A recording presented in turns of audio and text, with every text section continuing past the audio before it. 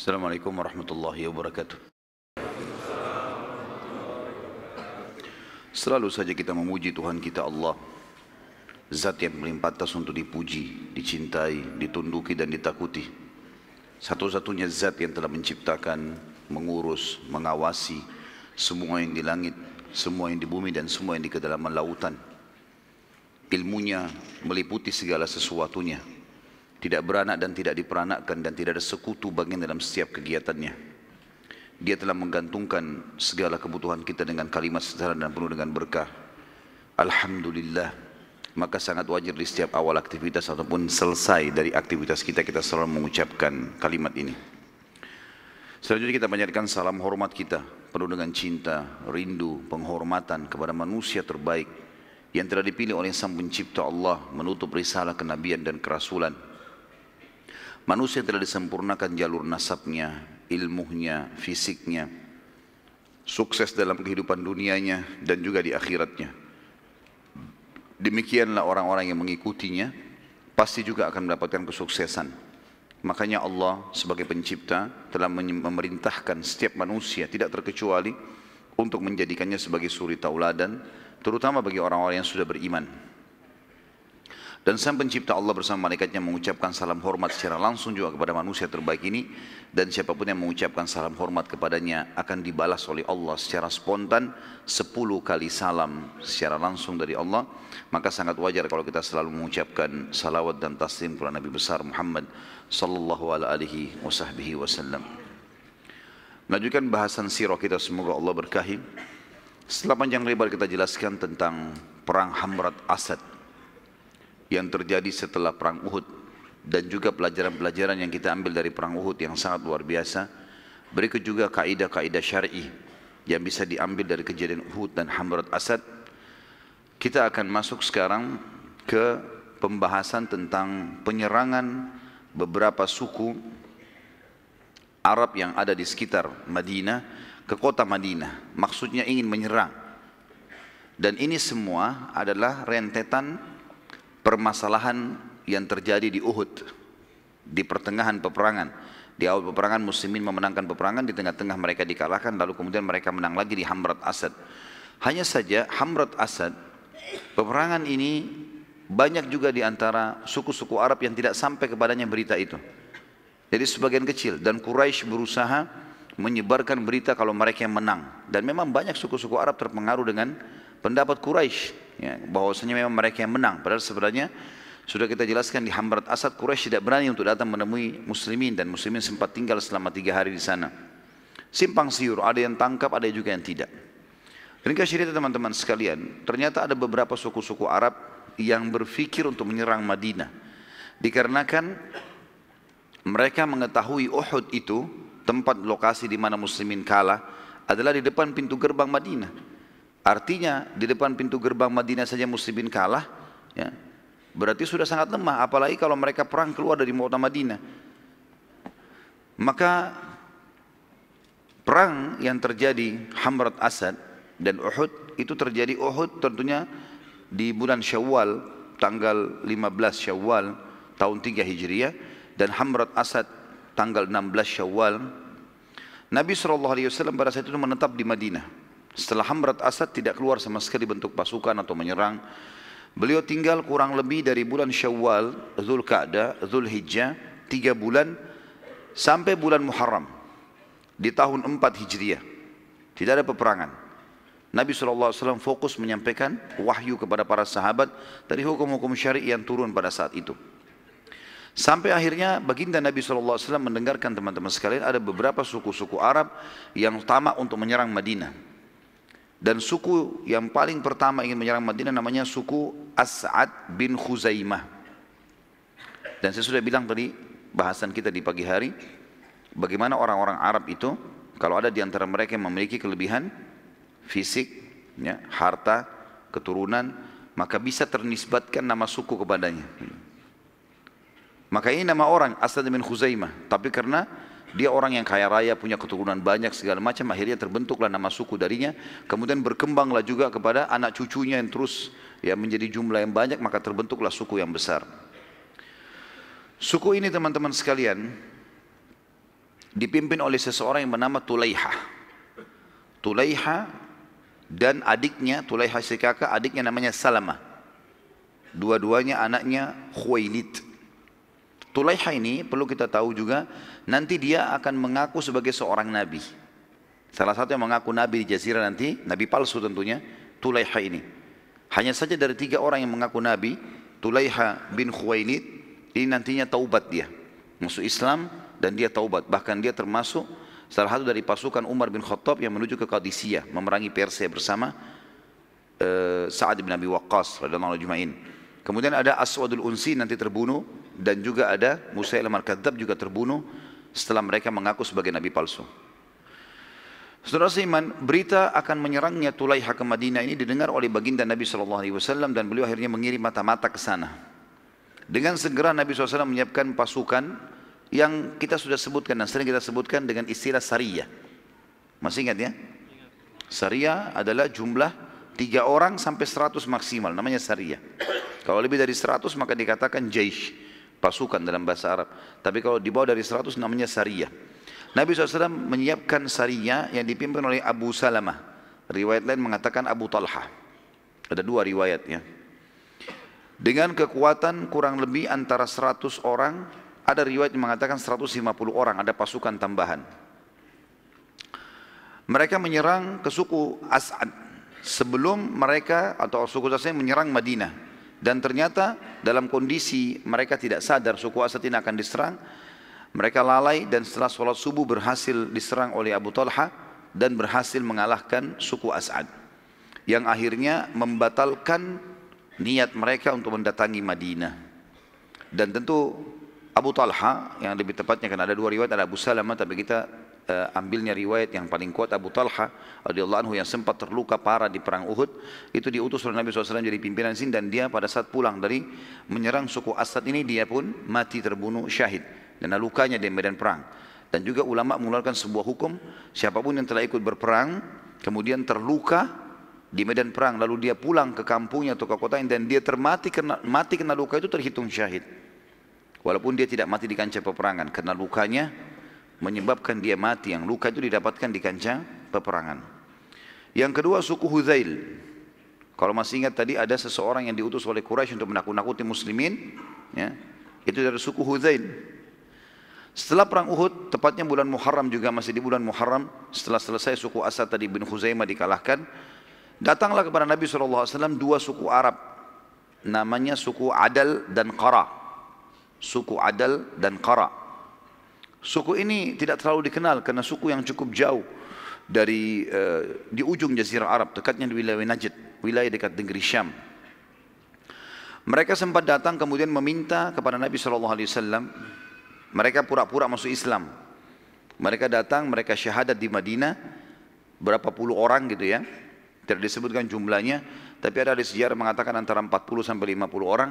Mereka lalu masuk Islam dan mereka meminta agar Nabi SAW mengutus beberapa orang sahabat penghafal Al-Quran untuk menemani mereka pergi ke sukunya gitu. Dan Nabi SAW mengutus 6 orang sahabat yang mulia. Yang pertama adalah Asim bin Thabit bin Abi Aqlah. Asim bin Thabit bin Abi Aqlah. Yang kedua Marthad bin Marthad Al-Ghanawi. Marthad bin Marthad Al-Ghanawi. Yang ketiga Khalid bin Al-Bukhair. Khalid bin Al-Bukhair. Yang keempat Khubayb bin Adi. Khubayb bin Adi. Nanti saya ulangi lagi. Yang kelima Zaid bin Ad-Dathinnah. Yang terakhir Abdullah bin Tariq. Abdullah bin Tariq. Jadi Asim bin Thabit bin Abi Al-Aqla, Marthad bin Abi bin Marthad, Marthad bin Marthad Al-Ghanawi, Khalid bin Bukhair, Khubayb bin Adi, Zaid bin Ad-Dathinnah, dan juga yang terakhir Abdullah bin Tariq radhiyallahu anhu majma'in. Semuanya ini penghafal Quran. Semua ini penghafal Quran dari sahabat Nabi ridwanullahi alaihim. Pada saat tiba melewati pemukiman suku Hudzail, ternyata kelompok ini kelihatan pengkhianatannya. Padahal mereka tadi sementara jalan mereka tunjukkan, mereka belajar sholat, mereka coba belajar baca Al-Quran setiap istirahat. Tapi begitu lewat di depan suku Hudzail, kelihatan pengkhianatan mereka. Mereka cuma mau sahabat ini ikut sampai di situ. Dan suku Hudzail ini suku yang sangat dekat dengan Mekah. Nanti kita lihat suku ini nanti di pembebasan sebelum pembebasan atau kesepakatan Hudaybiyah, mereka jadi baik, mereka akan mengikuti menjadi partnernya Nabi SAW, jadi sekutunya Nabi. Tapi pada saat ini kita ceritakan di awal-awal Islam. Maka kedua suku tadi, Adal dan Qara ini, menangkap sahabat yang 6, kemudian menyerahkan kepada Hudzail untuk menerima uang. Ini orang-orang dari Madinah muslimin, kami serahkan pada kalian. Bayar duit, kami tinggalkan. Dan Hudzail memang sudah menawarkan kepada Quraisy, hai Quraisy, kalau kami tawan orang Islam, apa kalian mau tebus? Ada kalau orang muslim dari Madinah kami tangkap, kami serahkan kalian, mau tebus nggak? Orang Quraisy bilang bawa, siapa saja. Dan kalau kalian bawa, kami bayar berapa saja untuk membalas dendam karena ada di antara mereka yang sempat terbunuh kerabatnya di perang Badr. Maka akhirnya suku Hudzail pun mengepung sahabat tadi.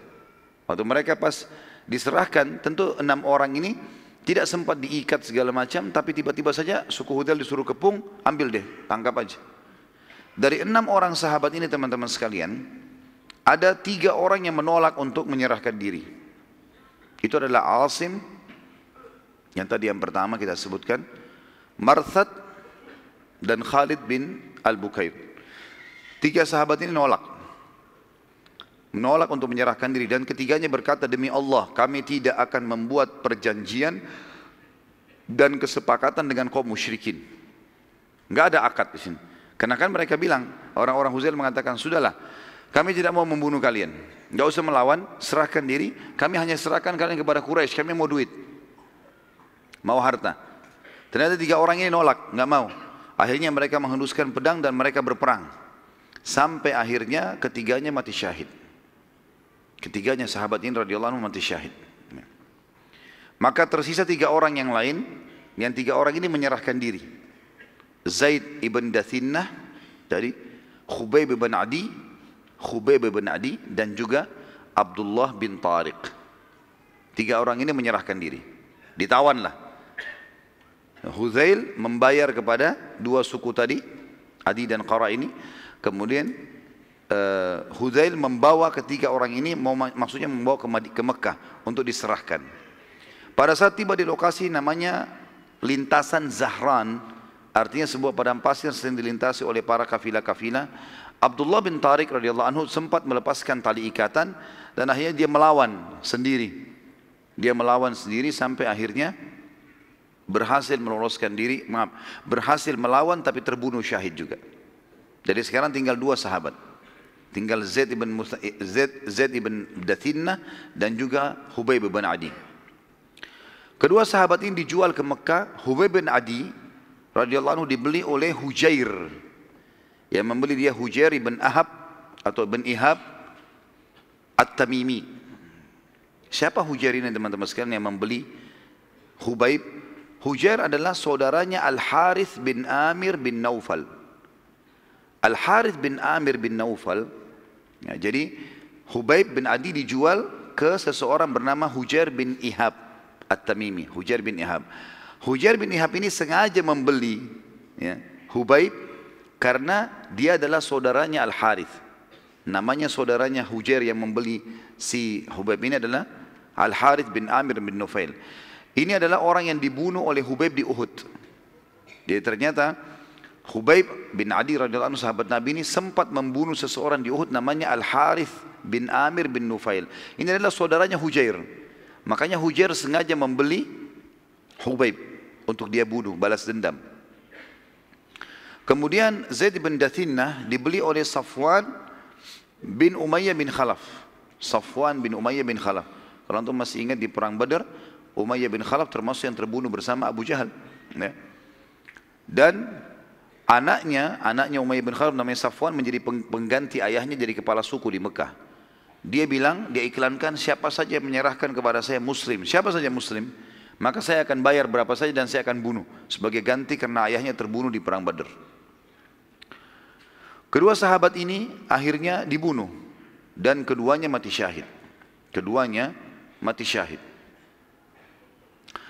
Suku Hudzail pada saat menyerahkan Asim, maka suku Hudzail sempat membunuh Asim. Ingatkan tadi 3 orang yang sempat melawan, diantaranya Asim. Asim ini waktu berperang melawan, dia dengan 2 orang temannya, 3 orang akhirnya terbunuh awal, karena 3 orang ditawan, 3 orang melawan awal. Asim salah satunya. Waktu mereka membunuh Asim, dan mereka memotong kepalanya Asim, memotong kepala Asim dilepaskan, mereka niatnya ingin menjual kepala Asim kepada seorang wanita bernama Sulafa ya. Ada Sulafa dan mengatakan Sulaifa, namanya Sulafa binti Sa'ad ya. Sulafa binti Sa'ad ya.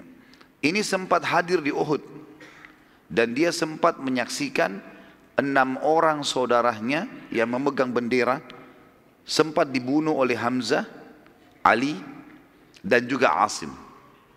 Sulaifa ini atau Sulafa ini, waktu dia lihat ke-6 saudaranya dari Bani Abdiddar jatuh tergeletak semuanya mati di dekat bendera, setiap ada pegang bendera dibunuh lagi oleh Hamzah, Ali, dan Asim gitu kan. Waktu 6 orang jatuh ini, kebetulan saudaranya yang ke-6 yang pegang bendera, yang membunuh, yang menusuknya Asim, dan dia lihat.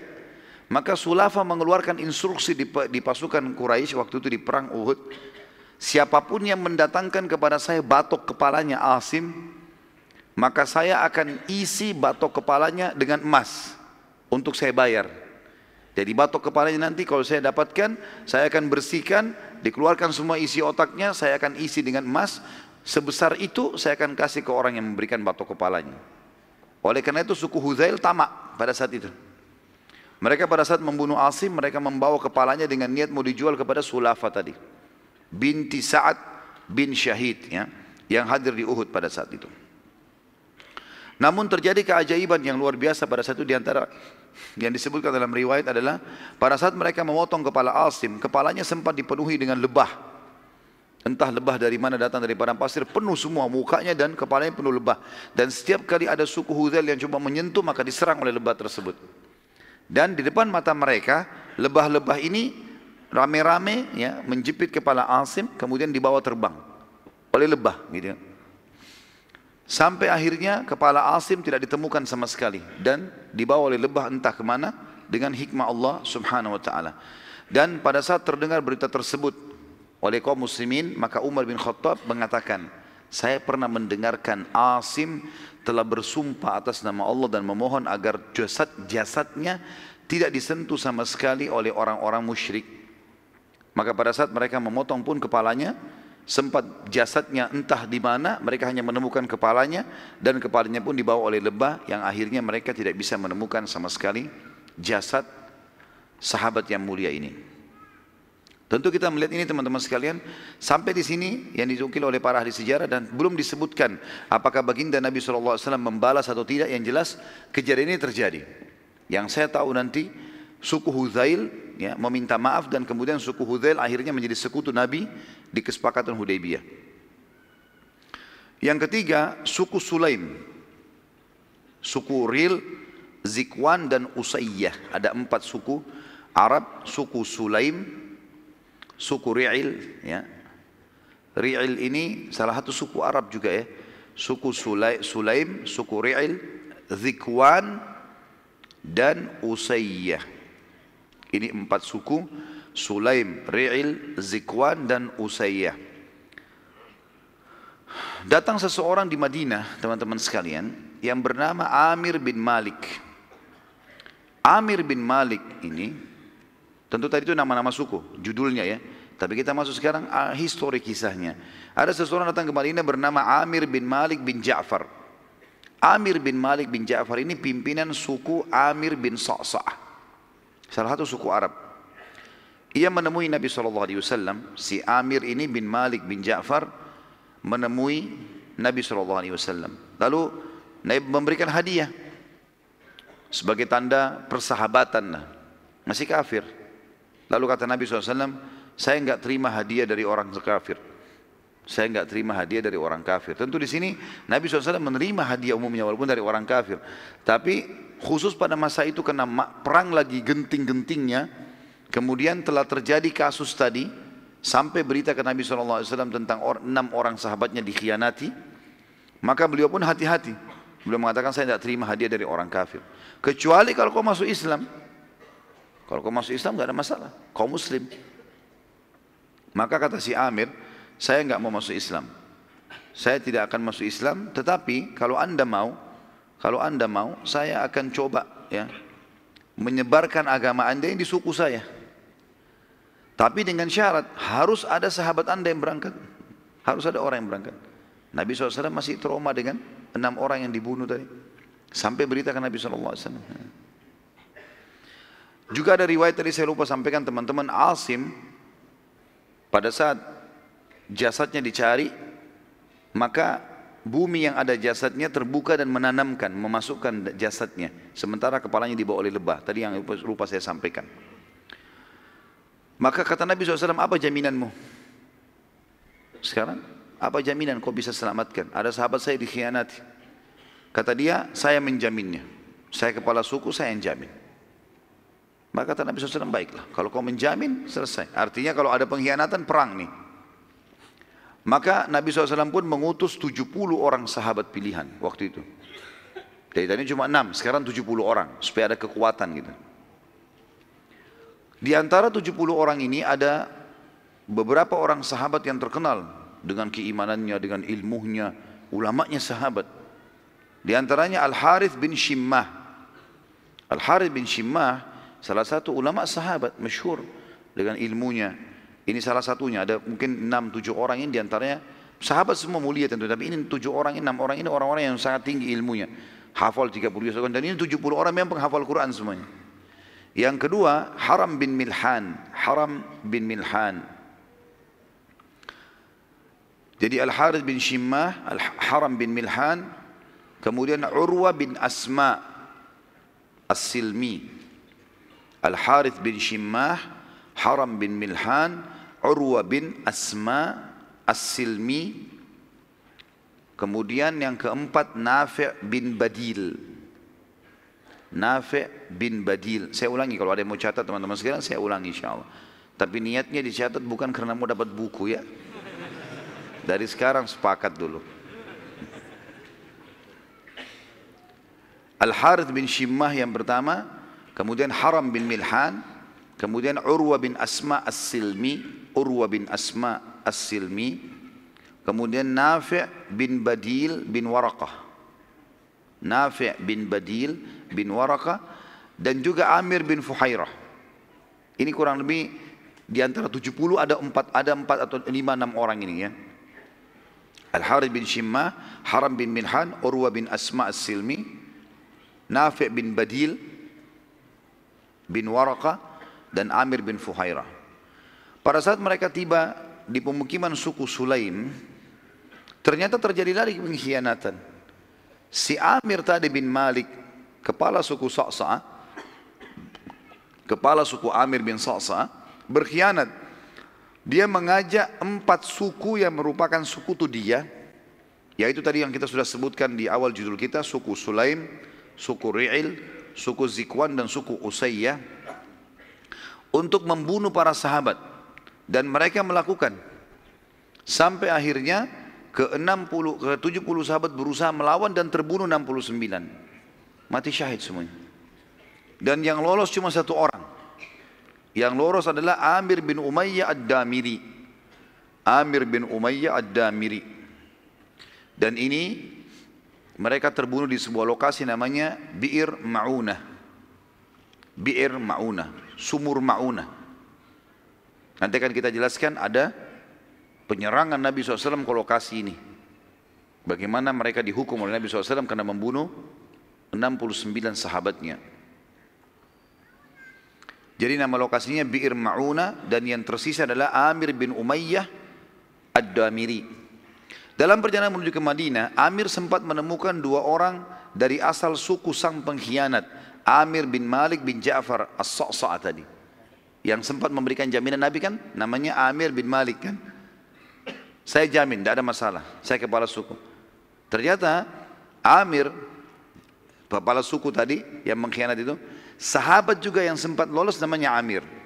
Sahabat si Amir ini, waktu dia menuju ke Madinah pulang, dia temukan ada 2 orang dari sukunya si Amir pengkhianat tadi. Lagi lewat. Maka sahabat yang mulia Amir bin Umayyah membunuh 2 orang itu. Sebagai balasan. Karena dia tahu ini dari suku Amir bin Sa'sa. Ini sama, pengkhianat juga ini. Dia pikir semua suku itu pasti pengkhianat. Padahal sebenarnya yang berkhianat cuma kepala sukunya saja. Pada saat Nabi SAW mendengar cerita tersebut, maka Nabi SAW berkata, wahai Amir, masalah kasus pengkhianatan kepala suku mereka, Amir tadi bin Malik, ini dianya yang salah. Dan yang akan kita hukum dia, berikut 4 suku yang mendukungnya tadi. Sulaim, Ri'il, Zikwan, ya, itu semua tadi kita hukum, itu yang kita hukum. Jadi 2 orang yang kamu bunuh, kita akan bayar diyahnya. Lihat bagaimana keadilan Islam ya. Padahal sudah terjadi pengkhianatan. Karena ada sahabat Nabi SAW membunuh dengan tidak sengaja, salah, maka Nabi SAW mau membayar itu. Lalu Nabi SAW sempat melakukan pada saat itu kunut nazilah sebulan. Subuh, duhur, asar, maghrib, isya membaca kunut. Semuanya memohon kepada Allah agar keempat suku ini dibinasakan oleh Allah selama sebulan penuh. Dan di sini keluar sebuah hukum tentang adanya kunut nazilah, di mana pada saat muslimin terdesak, ada masalah yang mereka hadapi, mereka boleh memohon kepada Allah agar diberikan kemenangan.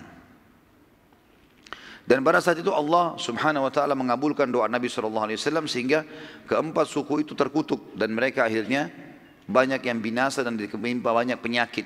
Ya.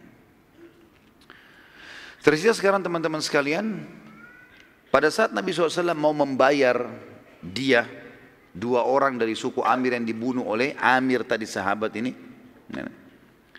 maka beliau pikir kalau dikirim diyahnya ke sana, nanti bisa dibunuh lagi sahabat. Bagaimana caranya? Dicarilah di Madinah suku Madinah yang merupakan sekutunya suku Amir bin Sa'sa. Siapa? Ditemukan suku Yahudi, namanya suku Nadir. Dan kita sudah pernah sebutkan ada 3 suku di Madinah, Yahudi, Qainuqa, Nadir dan Quraidah. Suku Nadir teman-teman adalah sekutunya suku Amir bin Sa'sa. Nabi SAW ingin niat memberikan diyahnya 2 orang yang terbunuh ini kepada Bani Nadir, nanti mereka yang kasih kepada suku Amir. Supaya jangan lagi ada sahabat yang dibunuh gitu. Pada saat itu Nabi SAW mendatangi sendiri pemukiman suku Nadir.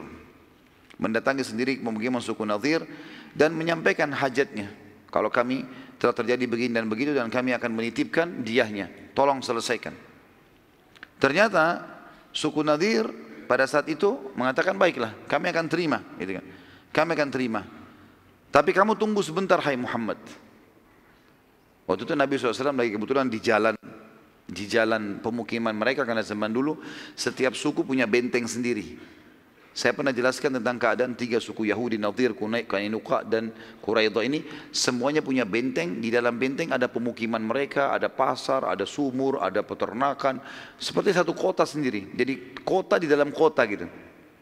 Suku Nadir waktu Nabi SAW datang ke sana mau mengantarkan diyah denda 2 orang yang dibunuh oleh sahabat tadi, disuruh tunggu oleh orang-orang Yahudi. Dan Nabi SAW menunggu di salah satu rumah mereka, ditemani waktu itu oleh Abu Bakar, Umar, ya, sahabat-sahabat Nabi yang mulia, Ali bin Abi Thalib. 3 orang sahabat ini mendampingi Nabi SAW. Dan Nabi duduk bersandar di salah satu rumah mereka. Ternyata orang-orang Yahudi berkata satu sama yang lain, sungguh kalian tidak akan pernah mendapatkan kesempatan untuk membunuh Muhammad lebih baik daripada ini. Siapa yang naik ke atas rumah yang tempat dia sekarang lagi ada, kemudian dilemparkan batu ke bawah, biar Muhammad kena batu dan mati. Begitu pemikiran orang-orang Yahudi pada saat itu. Maka ada satu orang Yahudi yang pada saat itu bernama Amr bin Jahash. Amr bin Jahash bin Ka'ab, namanya dia, Amr bin Jahash bin Ka'ab. Amr bin Jahash ini berkata, aku. Lalu dia pun ya, membawa batu besar, kemudian mutar dari belakang rumah itu. Dia masuk dari pintu belakang rumah, dia pamit sama pemilik rumahnya, lalu dia ceritakan kisahnya, lalu dia naik ke atas. Begitu dia naik ke atas dan dia tinggal mau menjatuhkan batu, wahyu turun. Mereka lupa kalau ini adalah Rasulullah SAW. Jibril datang menyampaikan, hai Muhammad, di atas kepalamu sekarang ada orang Yahudi bernama Amr ini mau melemparkan batu. Nabi SAW, tentu Abu Bakar sama Umar sama Ali nggak tahu itu. Karena Jibril berbicara dengan Nabi, mereka tidak tahu. Maka Nabi SAW tiba-tiba berdiri, lalu meninggalkan rumah tersebut dengan tidak ada sama sekali gerakan seakan-akan ada kaget atau marah, enggak. Santai saja. Dan biasanya Nabi SAW kalau begini berarti punya hajat mau ke kamar kecil. Para sahabat fahamnya begitu. Jadi kalau Nabi SAW berdiri tanpa sebab, berarti ada hajat mau ke kamar kecil biasanya. Kalau selain kamar kecil biasanya Nabi sampaikan. Seperti itulah. Nabi SAW berdiri. Waktu Nabi berdiri, Abu Bakar, Umar sama Ali nunggu. Nggak ada juga yang tiba-tiba nanya Nabi mau kemana anda ya Rasulullah, nggak ditanya. Karena lama menunggu, Abu Bakar, Umar dan Ali berpikir, kemana Rasulullah? Kok lama ini? Nggak balik-balik. Lebih baik kita lihat keadaannya. Mereka keliling di sekitar padang pasir yang biasa dipakai untuk kalau kita mungkin WC umum, nggak ada. Lalu mereka kembali ke Madinah, mereka kaget ternyata Nabi SAW sudah membentuk pasukan. Sudah dimotivasi pasukan, terbentuk pasukan besar. Lalu Abu Bakar tanya, ya Rasulullah ada apa? Kata Nabi SAW begini ceritanya. Bahwasanya orang-orang ini sebenarnya berusaha membunuhku. Ada seseorang bernama Amr naik di atas guma mau lempar batu dan kalau saya tunggu sebentar beberapa saat saja sudah dilemparin batu itu. Wahyu menyampaikan kepada saya dan ini harus dihukum. Maka Abu Bakar, Umar dan Ali pun radhiyallahu anhum bergabung di pasukan dan akhirnya Nabi SAW mengepung benteng suku Nadir selama 15 hari. Subhanallah, selama 15 hari ini sebenarnya suku Nadir merasa bersalah dan mau menyerahkan diri kepada Nabi SAW. Tapi apa yang terjadi? Beberapa orang-orang munafik mendatangi suku Yahudi ini. Pimpinan mereka yang sudah masyhur Abdullah bin Ubay bin Salul. Kemudian ada sahabatnya bernama Wadi'ah. Ini juga seorang munafik. Kemudian ada Malik bin Qawqal. Ini juga orang munafik. Ya. Dan ada Suwaid. Ada 5 orang ini. Ada Suwaid dan ada Dais. Ya. Ada 5 orang munafik. Abdullah bin Abi Salul, Wadi'ah, kemudian Malik bin Qawqal, Suwaid dan Dais. Mereka berlima mendatangi bentengnya suku Nadir dan berkata, sudahlah jangan nyerahkan diri. Kami membela kalian. Kalian tahu kan siapa kami? Maksudnya orang-orang munafik. Kami bukan muslim, kami akan bela kalian, tidak usah khawatir. Kami juga punya pasukan, disebutkanlah pasukan kami begini, namanya si fulan, kalian tahu si fulan, si fulan, si fulan. Di Madinah mereka saling tahu, ini orang munafik semua. Kami siap membela kalian, kalau kalian diperangi kami akan memerangi juga muslimin. Kalau kalian mati kami mati bersama kalian. Tadinya suku Nadir ini khawatir gitu kan. Mereka menyerahkan diri tapi karena motivasi dari orang-orang munafik ini akhirnya mereka tidak jadi. Mereka tidak jadi menyerahkan diri dan mereka akhirnya mau melawan.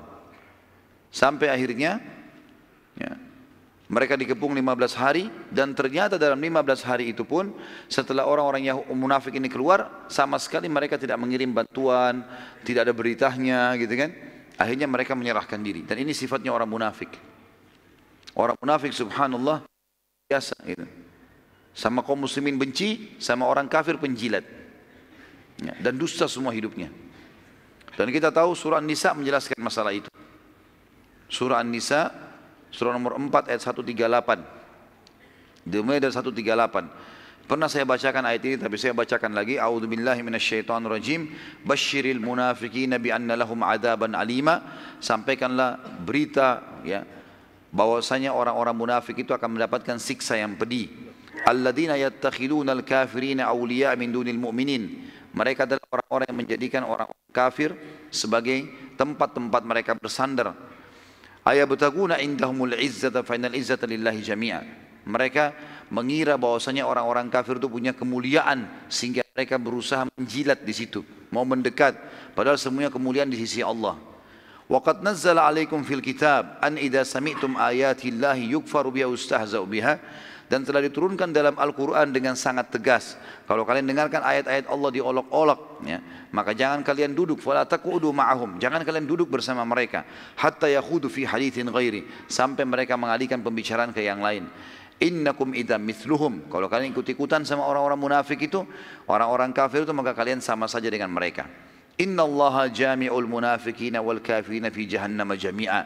Sesungguhnya Allah pasti akan mengumpulkan orang-orang kafir dan orang munafik dalam neraka jahannam bersama-sama. Sifat orang munafik disebutkan alladzina yatarabbasuna bikum, yaitu orang-orang yang selalu mencari kejadian-kejadian untuk kalian atau terhadap kalian, hai kaum muslimin. Fa in kana lakum fathum minallah, kalau kalian dapat kemenangan dari sisi Allah, qalu, orang-orang munafik berlumba-lumba berkata, alam nakum ma'akum, bukankah kami juga umat Islam sama dengan kalian? Kami kan juga namanya si fulan, orang muslim, ya. Wa in kana lil kafirin nasib, dan kalau seandainya orang kafir yang mendapatkan kemenangan, qalu alam nastahwid alaikum, bukankah kami telah memenangkan kalian, wa namna'kum minal mu'minin, dan kami melarang atau menahan kalian dari orang-orang beriman. Lalu mereka mengatakan, ya, bukankah kami telah memenangkan kalian dari kaum mukminin dan juga kami menahan kalian, kami telah memenangkan kalian dan kami menahan kalian dari orang-orang beriman. Fallahu yahkum bainahum yaumal qiyamah, Allah akan menghakimi di antara mereka pada hari kiamat. Walan yaj'alallahu lil kafirin 'alal mu'minina sabila, Allah tidak akan mungkin memberikan orang-orang kafir untuk memusnahkan orang mukmin secara keseluruhan. Innal munafiqina yukhadi'una Allah wa khadi'uhum, orang-orang munafik berusaha menipu Allah seakan-akan Allah tidak tahu tentang keadaan mereka, padahal Allah sedang menipu, membalas tipu muslihat mereka. Wa idza qamu ila sholati qamu kusala, mereka kalau bangun salat mereka sangat malas. Yura'unan nas, kalaupun mereka salat mereka hanya ingin pujian manusia. Wala yadhkurunallaha illa qalila, mereka tidak pernah berzikir kepada Allah kecuali sedikit sekali. Mudabdabina baina dzalik, mereka bingung antara kafir dan keimanan. La ilaha ula'i wa la ilaha ula, mereka tidak menjadi orang beriman, tidak juga menjadi orang kafir. Wa may yudlilillahu falan tajid lahu sabila, siapa yang telah Allah sesatkan maka kalian tidak akan dapatkan petunjuk baginya. Lalu kemudian sebagai penutup teman-teman, dan kita break untuk sholat dulu insyaAllah. Ternyata di sini semua yang mereka sampaikan kepada orang-orang Yahudi bohong dan dusta. Tidak ada dukungan, juga tidak ada bantuan dari mereka. Yang akhirnya Allah Azza wa Jal memasukkan rasa takut dalam hati suku Nadir, dan mereka meminta perdamaian dengan Nabi SAW. Dan insya Allah kita akan sampaikan atau lanjutkan sebentar lagi bahasan kita. Subhanakallahumma bihamdika, asyhadu an la ilaha illa anta astaghfiruka wa atubu ilaik. Wassalamualaikum warahmatullahi wabarakatuh. Assalamualaikum warahmatullahi wabarakatuh. Alhamdulillah, wassalatu wassalamu ala rasulillah. Segala puji bagi Allah subhanahu wa ta'ala, juga salawat dan taslim kepada Nabi besar Muhammad sallallahu alaihi wasallam. Tadi kita sudah sampai masalah suku Nadir, di mana mereka akhirnya menyerahkan diri kepada baginda Nabi SAW setelah 15 hari dikepung. Dan setelah ternyata terbukti kebohongan orang-orang munafik yang katanya mau membela mereka. Dan memang ini sudah menjadi sebuah tradisi dari orang-orang munafikin, mereka selalu memusuhi Islam dan mereka selalu menjilat dan menipu orang-orang kafir. Juga sudah kita bacakan beberapa ayat Al-Quran dalam surah An-Nisa yang menjelaskan masalah ciri-ciri khasnya orang-orang munafik itu. Di antara suku Nadir pada saat mereka menyerahkan diri, mereka tadinya minta damai. Tadinya Nabi SAW sebenarnya cuma minta si Amr saja yang bawa batu di atas rumah itu serahkan ke kami. Mereka nggak mau. Karena nggak mau akhirnya semua suku dikepung. Kalau mereka serahkan maka selesai urusannya. Orang itu yang dihukum, tapi ini tidak. Maka akhirnya dikepung semua dan mereka sampai menyerahkan diri pun tidak mau menyerahkan si orang yang niat mau membunuh tadi. Maka Nabi SAW mengatakan, saya hanya akan sepakat dengan kalian kalau kalian tunduk dengan hukumku. Maka mereka pun sepakat dan Nabi SAW menyetujui syarat-syarat atau menulis syarat-syarat, dan di antara syaratnya Nabi SAW adalah mereka harus meninggalkan Madinah dan mereka tidak boleh membawa apapun kecuali unta mereka saja. Ya. Maaf, mereka boleh membawa apa saja yang mampu diangkat oleh unta mereka. Yang lain tidak bisa, kayak rumah, kebun-kebun tentu tidak bisa. Mereka hanya bisa membawa apa yang mampu diangkat oleh untahnya. Dan di antara suku Nadir ada yang masuk Islam, 2 orang Yahudi. Yamair bin Amr bin Ka'ab, Yamair bin Amr bin Ka'ab radhiyallahu anhu, dan juga Abu Sa'ad bin Wahab. Yamair bin Amr bin Ka'ab dan Abu Sa'ad bin Wahab. Sehingga akhirnya Nabi SAW mengembalikan harta mereka, karena mereka masuk Islam, dikembalikan semua apa yang tadi diambil oleh Nabi SAW. Harta suku Nadir dibagi oleh baginda Nabi SAW kepada seluruh muhajirin yang pertama masuk Islam dari Mekah, dan dari orang Ansar diberikan 2 orang saja, Sahal bin Hunayf dan Syammah bin Kharashah. atau Abu Dujana. Dua orang sahabat Nabi dapat ghanimah dari orang-orang Ansar, cuma dua orang.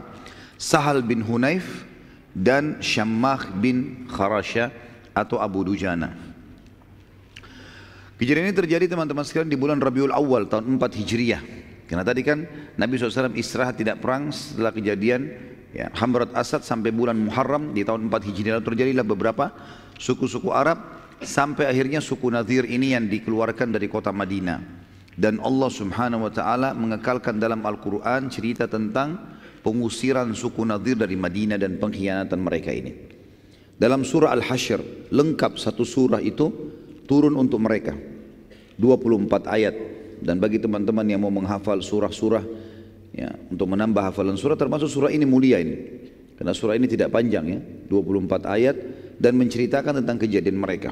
Saya akan bacakan A'udzubillahi minasyaitonirrajim, surah Al-Hasyr, surah nomor 59 ayat 1 sampai ayat 24. Sabbaha lillahi ma fis samawati wa ma fil ardi wa huwal azizul hakim. Telah bertasbih kepada Allah semua yang ada di langit dan di bumi, dan dialah yang maha perkasa lagi maha bijaksana. Ayat ini turun kejadian pengusiran suku Nadir pada saat mereka dikepung 15 hari itu.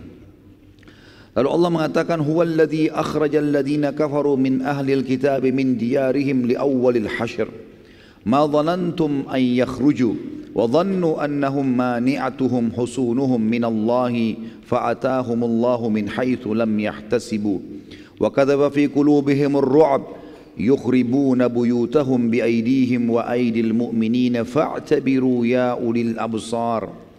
Dialah Allah yang telah mengeluarkan orang-orang kafir dari ahli kitab, dari kampung-kampung mereka, maksudnya benteng mereka, pada saat pengusiran yang pertama. Yang dimaksud adalah orang-orang Bani Nadir, karena mereka yang mula-mula dikumpulkan dan diusir dari kota Madinah. Kalian sempat menyangka, hai muslimin, bahwasanya mereka tidak akan keluar ya. Dan mereka pun yakin bahwasanya benteng-benteng mereka dapat mempertahankan mereka dari siksa Allah. Maka Allah mendatangkan kepada mereka hukuman dari arah yang mereka tidak sangka-sangka, dan Allah memasukkan ketakutan dalam hati mereka. Mereka merusak rumah-rumah mereka dengan tangan-tangan mereka sendiri dan tangan orang-orang mukmin. Maka ambillah pelajaran dari kejadian itu, hai orang-orang yang mempunyai wawasan atau akal. Jadi ayat ini, ayat nomor 2 ini yang paling tegas menjelaskan masalah keadaan mereka. Jadi waktu Nabi SAW mengatakan kalian harus diusir dari Madinah, sepakat keluar, kalau enggak dibunuh. Dan hanya boleh bawa barang yang dinaikkan di atas unta saja. Rupanya karena mereka sakit hati, mereka sempat merusak rumah-rumah mereka dengan tangan mereka sendiri. Maksudnya supaya tidak dipakai oleh muslimin, gitu kan? Ternyata di antara muslimin ada yang datang membantu mereka ngurusin rumahnya. Nanti kita tidak butuh rumah kalian kok, tidak butuh, keluar saja gitu. Allah mengatakan ambil pelajaran dari situ. Suku Nadir ini teman-teman sekalian memiliki di dalam benteng itu sekitar 1000 personil perang, ahli perang, prajurit, dan mereka masih mempunyai sekian ribu orang yang memang bukan personil perang tapi bisa dipakai tenaganya. Yang mengepung mereka hanya segelintir berapa ratus sahabat bersama Nabi SAW. Tapi Allah mendatangkan ketakutan-ketakutan pada mereka sehingga akhirnya mereka menyerahkan diri. Dan beginilah selalu keadaan peperangan muslimin. Kalau memang mereka ikhlas kepada Allah, walaupun jumlahnya lebih sedikit, pasti Allah berikan kemenangan. Ayat 3, walaula an kataballahu alaihimul jalaa la'adzabahum fid dunya walahum fil akhirati adzabun nar. Dan jika saja ya, atau jika tidaklah Allah, jika tidak karena Allah telah menetapkan pengusiran terhadap mereka, benar-benar Allah akan mengadab mereka di dunia dan bagi mereka di akhirat adab neraka. Kalau bukan Allah mudahkan kalian mengusirnya, hai muslimin, mereka tetap akan Allah siksa dalam benteng mereka. Jadi semuanya itu adalah penghinaan. Dan di akhirat juga kalau mereka tidak sempat taubat, tidak masuk Islam, pastilah mereka akan masuk ke dalam neraka Jahannam. Dzalika bi annahum syaqqullaha wa rasulahu wa man yushaqillaha fa innallaha syadidul iqab. Demikian itu karena mereka menentang Allah dan Rasulnya. Barang siapa yang menentang Allah dan Rasulnya, sesungguhnya Allah sangat keras hukumannya. Ma qata'tum min linatin aw taraktumuha qa'imatan ala usuliha aw taraktumuha qa'imatan ala usuliha fa biidnillahi wa liyukhziyal fasiqin. Apa saja yang kalian tebang dari pohon-pohon kurma milik orang-orang kafir, atau yang kalian biarkan tumbuh berdiri di atas pokoknya, maka semua itu dengan izin Allah, dan karena Dia hendak memberikan kehinaan kepada orang-orang fasik. Perlu kita ketahui teman-teman sekalian, di luar bentengnya Bani Nadhir, karena dalam benteng kalau mereka tanam kebun kurma maka habis tempat, mereka butuh tempat tinggal, maka mereka beli atau beli tanah-tanah di sekitar Madinah di luar benteng, jadikan kebun-kebun, dan luas sekali kebun-kebunnya orang-orang Nadhir ini. Waktu mereka orang-orang Yahudi ciri khasnya suka sekali dengan harta. Mereka lebih cinta hartanya daripada diri mereka, keluarga mereka sendiri. Orang Yahudi siap mengorbankan istrinya, yang penting hartanya nggak hilang. Ya. Anak-anaknya juga siap, nggak ada masalah, yang penting jangan hartanya. Ya. Makanya Allah Subhanahu Wa Taala menyebutkan tentang sifat mereka buruk sekali tentang cintanya terhadap dunia, gitu kan. Mereka berharap dipanjangkan umurnya, berharap mengumpulkan harta, seperti itulah. Yang jelas waktu itu salah satu titah Nabi SAW adalah tebang pohon-pohon kurmanya di depan matanya mereka, dan pohon kurma harta mereka yang paling mahal pada saat itu. Maka mereka waktu lihat, mereka sebarin berita, "Hai Muhammad, kenapa ketebang pohon-pohon? Bukankah agamamu melarang untuk menebang pohon?" Gitu kan. Karena kan Nabi SAW kalau kirim pasukan dititip pesan, jangan bunuh perempuan, jangan bunuh anak-anak, ya, jangan tebang pohon-pohon, kan gitu. Jangan bunuh hewan-hewan, nggak ada hubungannya. Jangan rusak fasilitas umum, ada larangan. Tapi Allah khusus menyebutkan tentang masalah pengepungan Bani Nadhir. Kata Allah, apa saja yang kamu tebang dari pohon kurma. Ya, kalau antum tidak ikuti sebabnya tadi ini, mungkin tidak tahu apa yang dimaksud oleh Allah di sini kan. Tapi di sini ternyata muslimin ada yang menebang pohon-pohon kurma, sehingga pada saat mereka lihat, mereka ketakutan orang Yahudi ini. Mereka takut hartanya hilang. Gara-gara ini salah satu faktor yang membuat akhirnya mereka menyerahkan diri. Apa saja yang kamu tebang, kata Allah, dari pohon kurma milik orang-orang kafir itu, atau yang kamu biarkan saja tidak ditebang di pokoknya, maka semua itu tetap dengan izin Allah, dan karena Dia hendak memberikan kehinaan kepada orang-orang kafir. Maksudnya biar mereka merasa kehilangan hartanya, Allah hinakan dengan itu. Kemudian di ayat ke-6-nya, wa ma afa Allahu ala rasulihi minhum fama aujaftum alaihi min khailin wala rikabin walakinna Allah yusallitu rusulahu ala man yasha wallahu ala kulli syai'in qadir. Dan apa saja harta rampasan fai, ma afa Allah. Jadi fai adalah istilah harta rampasan perang yang tidak ada perlawanan dari musuh, namanya fai. Dengan peperangan sehingga kita menang, namanya ghanimah, beda. Kalau fai punya hukum sendiri, ya, nanti kita akan jelaskan. Yang jelas Allah mengatakan di sini di ayat 6-nya, apa saja harta rampasan fai yang diberikan Allah kepada Rasul dari harta benda mereka, maka untuk mendapatkan itu kamu tidak mengerahkan seekor kuda pun dan tidak pula seekor unta pun, tapi Allah yang memberikan kekuasaan kepada Rasulnya terhadap apa saja yang dikehendakinya. Dan Allah Maha Kuasa atas segala sesuatu. Maksudnya adalah fai itu kalau terjadi peperangan dan Nabi SAW dan menang waktu di zaman Nabi SAW masih hidup, maka harta rampasan yang didapatkan tanpa peperangan itu murni milik Nabi SAW. Itu murni milik Rasulullah SAW. Dan beliau punya hak memberikan kepada siapa saja. Makanya tadi fainya Bani Nadhir diberikan kepada orang-orang muhajirin dan 2 orang ansar saja yang dianggap miskin, yang lain tidak dikasih orang ansar. Dan Allah menyebutkan kenapa? Karena tidak ada peperangan, tidak ada kalian gerakkan seekor kuda ataupun seekor unta untuk menyerang musuh, maka itu fai namanya, ya. Lalu kemudian Allah mengatakan juga di ayat 7-nya, ma afa Allahu ala rasuli min ahlil qura fadillahi walir rasuli wadil qurba wal yatama wal masakin wal masakin wa ibnis sabili kay la yakuna dulatan bainal agniya'i minkum wa ma ataakumur rasulu fakhudhu wa ma nahakum anhu fantahu wattaqullaha innallaha syadidul iqab. Apa saja harta rampasan fai yang didapatkan tanpa peperangan yang diberikan Allah kepada Rasulnya dari harta yang dari penduduk kota-kota, maka itu adalah milik Allah, Rasul, kaum kerabat, anak-anak yatim, maksudnya kerabat Nabi SAW. Yang Nabi, anak-anak yatim, orang-orang miskin, dan orang-orang yang dalam perjalanan dan terputus jalan, supaya harta tersebut tidak beredar di antara orang-orang kaya saja di antara kalian. Apa yang diberikan Rasul kepada kalian, terimalah, dan apa yang dilarang bagi kalian, tinggalkanlah, dan bertakwalah kepada Allah, sesungguhnya Allah amat keras siksaannya.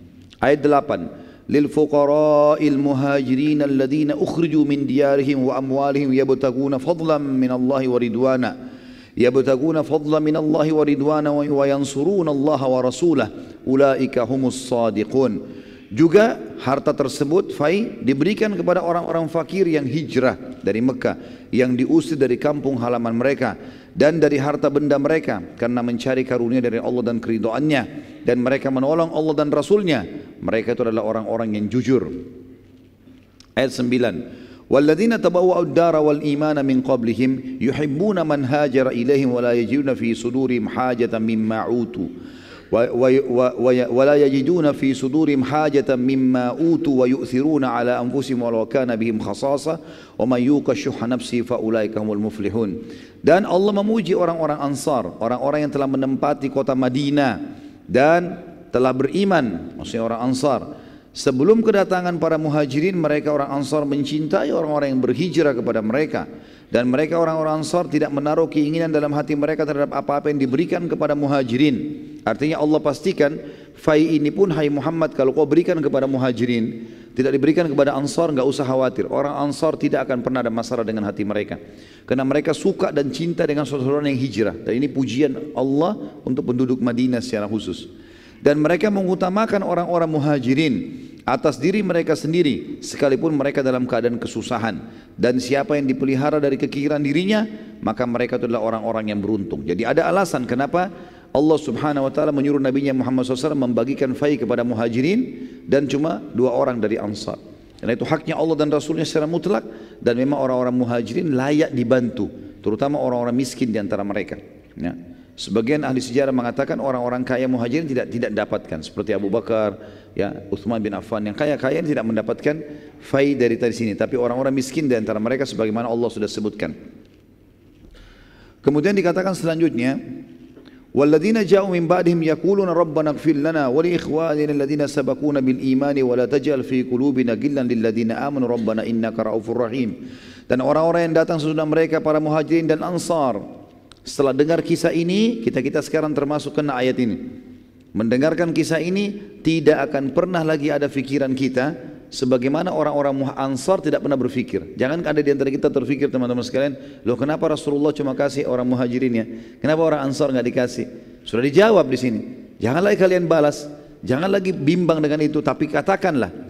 Kata Allah SWT, orang-orang yang datang sesudah mereka, para muhajirin dan Ansar yang baca Al-Quran, mereka malah berdoa, ya Rabb kami, berikanlah ampunan untuk kami dan saudara-saudara kami yang telah beriman lebih dulu daripada kami, dan jangan engkau membiarkan kedengkian dalam hati kami terhadap orang-orang yang beriman. Ya Rabb kami, sesungguhnya engkau maha penyantun lagi maha penyayang. Dan ayat ini yang digunakan oleh ulama ahli sunnah yang sangat tegas, membantah pemahaman Syiah yang menghina-hina para sahabat, apalagi sampai mengkafirkan. Karena di sini Allah Subhanahu wa taala memerintahkan kita semua yang datang setelah muhajirin dan Ansar mendoakan agar mereka mendapatkan pengampunan dan tambahan rahmat. Ayat 11. Alam tara ilal ladzina nafaqu yaquluna li ikhwanihim alladhina kafaru min ahli alkitab la in ukhrijtum lanakhrujanna ma'akum wa la nuti'u fikum ahadan abada. Wala nuti'u fikum ahadan abada wa in qutiltum lanansurannakum wallahu yashhadu innahum lakadzibun.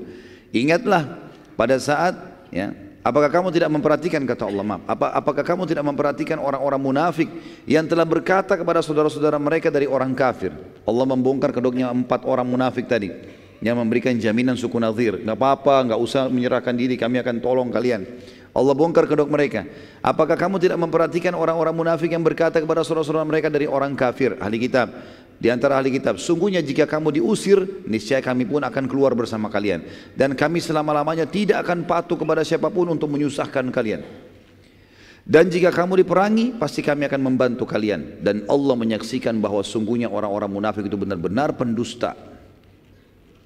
Ayat 12, la in ukhriju la yakhrujuna ma'ahum wa la in qutilu la yansurunahum wa la in nasaruhum la yuwallunna al-adbara thumma la yunsarun. Sesungguhnya jika mereka diusir, orang-orang ahli kitab tadi, orang-orang munafik itu tidak akan keluar bersama mereka, tidak mau diusir juga. Dan sesungguhnya jika mereka diperangi, niscaya mereka tidak akan menolong. Sesungguhnya jika mereka menolong pun niscaya mereka akan berpaling lari ke belakang, kemudian mereka tidak akan mendapatkan pertolongan. Ayat 13, la antum ashaddu rahbatan fi sudurihim minallah dzalika bi annahum qaumun la yafqahun.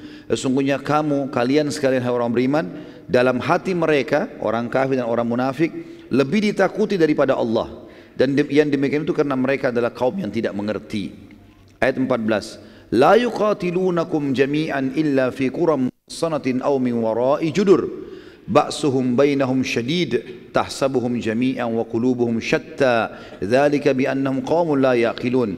Mereka tidak akan memerangi kalian hai orang-orang beriman dalam keadaan bersatu padu, kecuali dalam kampung-kampung yang berbenteng atau di balik tembok. Permusuhan di antara mereka orang-orang Yahudi dan orang munafik itu sangat hebat. Jangan kita kira bahwa mereka bersatu. Kalian kira mereka itu bersatu, sedangkan hati mereka sebenarnya berpecah belah. Yang demikian itu karena sungguhnya mereka adalah kaum yang tidak mengerti. Ayat 15. Kamathalil ladzina min qablihim qariba dzaku wabala amrihim walahum adzabun alim.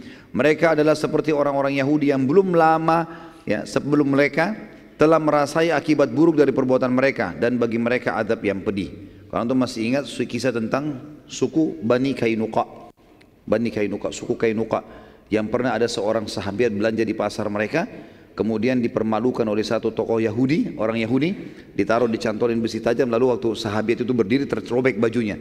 Ya, kemudian lewat seorang sahabat Nabi, dilihat dipermalukan muslimin, lalu kemudian dibunuh si Yahudi pemilik toko, lalu sahabat ini dibunuh, dikeroyoki satu pasar.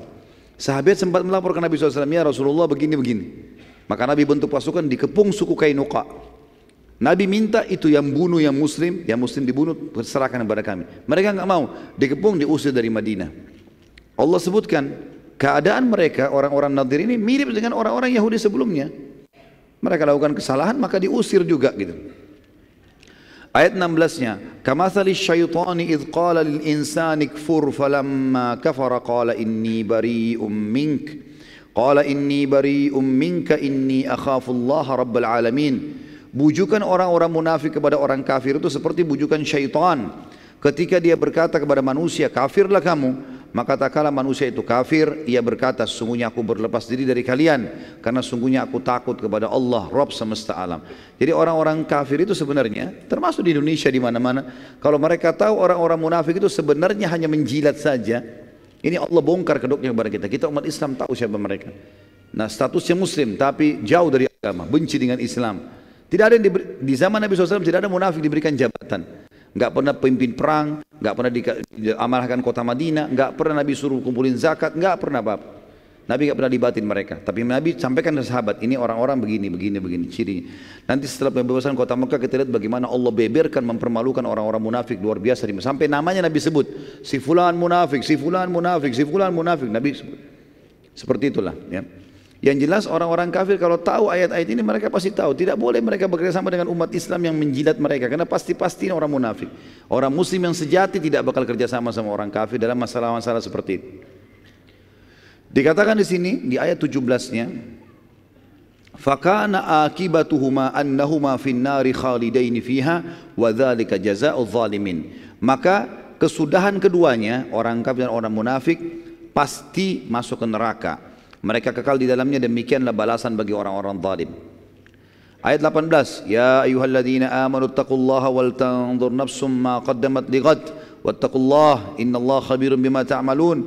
Hai orang beriman, bertakwalah kepada Allah, patuhlah terhadap perintahnya, tinggalkan larangannya, dan hendaklah setiap diri memperhatikan apa yang dia perbuat untuk hari esoknya, maksudnya akhiratnya, dan bertakwalah kepada Allah, sungguhnya Allah mengetahui apa yang kalian kerjakan. Ayat 19, ولا تكونوا كالذين نسوا الله فأنساهم أنفسهم أولئك هم الفاسقون. Jangan kalian menjadi seperti orang-orang yang lupa kepada Allah, tidak mau mengenal Allah, tidak mau belajar, tidak mau mengetahui ya, halal haramnya Allah, lalu Allah menjadikan mereka lupa kepada diri mereka sendiri. Mereka itulah orang-orang yang fasik. Ayat 20, la yastawi ashabun nari wa ashabul jannah humul faizun. Tidak akan pernah sama keadaan penghuni-penghuni neraka dengan penghuni-penghuni surga. Ketahuilah Penghuni-penghuni surga, kata kuncinya patuh di dunia. Beriman pada Allah, nikmati halal, tinggalkan haram. Kerjakan perintah, tinggalkan larangan. Tidak akan sama antara penghuni neraka dengan penghuni surga. Penghuni surga itu adalah orang-orang yang beruntung. Ayat 21. Lau anzalna hadzal Qur'ana ala jabalin la ra'aitahu khashi'an mutasaddian min khasyatillah wa tilkal amthalu nadribuha lin-nasi la'allahum yatafakkarun. Kalau sekiranya Al-Qur'an ini maknanya adalah masih banyak orang yang ragu dengannya, tidak mau membaca, tidak mau menghafal, tidak mau memahami, tidak mau mengamalkan. Ketahuilah, Al-Quran yang kami turunkan ini, kalau diturunkan di atas sebuah gunung yang kokoh, pasti kamu akan melihat gunung itu tunduk terbelah, terpecah belah, disebabkan ketakutannya dengan firman Allah di situ. Karena Allah, perkataan Allah. Dalam perumpamaan-perumpamaan itu kami buat untuk manusia supaya mereka berfikir. Ayat 22. Wallahu alladzi la ilaha illahu alimul ghaibi wasyahadah warrahmanur rahim. Yang menurunkan Al-Quran, yang menurunkan syariat, yang telah mengutus Rasulullah Muhammad SAW adalah Allah. Tidak ada Tuhan selain Dia. Yang mengetahui yang gaib dan yang nyata. Dialah yang maha pemurah lagi maha penyayang. Ayat 23. Wallahu alladzi la ilaha illa huwal malikul quddusus salamul mu'minul muhaiminul azizul jabbarul mutakabbir. Subhanallahi amma yusyrikun. Dialah Allah yang tidak ada Tuhan selain Dia. Satu-satunya Raja yang maha suci, yang maha sejahtera. Yang suci artinya tidak ada sama sekali hal-hal yang negatif. Allah ciptakan baik dan buruk, Allah selalu baik. Jujur dan dusta, Allah selalu jujur, makanya dusta dilarang. Ya. Pelit dan dermawan, Allah selalu dermawan, Allah selalu memberi, penyantun. Dan pelit dilarang, makanya Allah tidak mau, Allah ciptakan dan Allah larang untuk itu, supaya jadi penguji bagi hamba-hambanya. Itu namanya maha suci. Maha sejahtera, sejahtera artinya tidak pernah habis stoknya. Kalau orang, teman-teman sekalian, punya gaji, kalau mau beli apa-apa tunggu akhir bulan gaji dulu, atau tunggu pendapatan, atau tunggu keuntungan dagang, ini belum sejahtera. Sejahtera itu apa yang terlihat di benaknya langsung dia bisa beli dan tidak pernah habis. Baru kita katakan hidupnya sejahtera. Tapi tentu tidak sama Allah dengan makhluknya. Allah maha sejahtera, yang mengaruniai keamanan, yang maha memelihara dan maha perkasa. Bayangkan kalau alam semesta ini tidak dipelihara, bagaimana kacaunya ini, ya. Bagaimana dengan populasinya, kadar airnya, kadar udaranya, segala macam, luar biasa. Bagaimana Allah SWT merawatnya gitu. Saya subhanallah tadi siang duduk sama istri saya di restoran, kemudian pinggir laut. Saya sempat bilang, coba lihat bagaimana kuasanya Allah. Air ini siapa yang mengatur kadarnya, suaranya, kemudian langit dengan awannya, dengan mataharinya, udaranya. Ada yang bisa mengaku yang menciptakannya. La ilaha illallah. Allah sudah kasih kata kuncinya. Dan kita kalau mengikuti syariat Allah, kita lebih yakin lagi, oh ternyata betul ini yang benar. Karena kita jadi punya panduan hidup, tahu mana boleh, mana tidak boleh. Dia maha perkasa. Semua kekuatan makhluk, kata para ulama tafsir, kalau dipertemukan, maka semua itu hanya bagian kecil dari kekuatan Allah sang perkasa. Kalau semua manusia digabungkan kekuatannya, bagaimana powernya? Bagaimana kalau singa satu kuat? Kalau 1000 singa, kalau semua singa digabungkan, bagaimana kekuatannya? Pohon, semuanya ini alam semesta, api, air, udara punya kekuatan, power. Itu semua kalau digabungkan pun hanya bagian kecil dari kemahaperkasaan sang pencipta. Yang maha kuasa, yang memiliki segala keagungan, maha suci Allah dari apa yang mereka persekutukan. Ayat 24-nya. Huwallahul khaliqul bari'ul musawwiru lahul asma'ul husna yusabbihu lahu ma fis samawati wal ardi wa huwal azizul hakim. Dialah Allah yang telah menciptakan dari tidak ada menjadi ada, telur yang cair menjadi anak ayam, bisa berkokok, bisa berkembang biak, sperma sel telur jadi kayak kita manusia, bisa berteriak, bisa bermarah, bisa senang, ya. Biji yang dilempar di tanah bisa jadi pohon yang besar.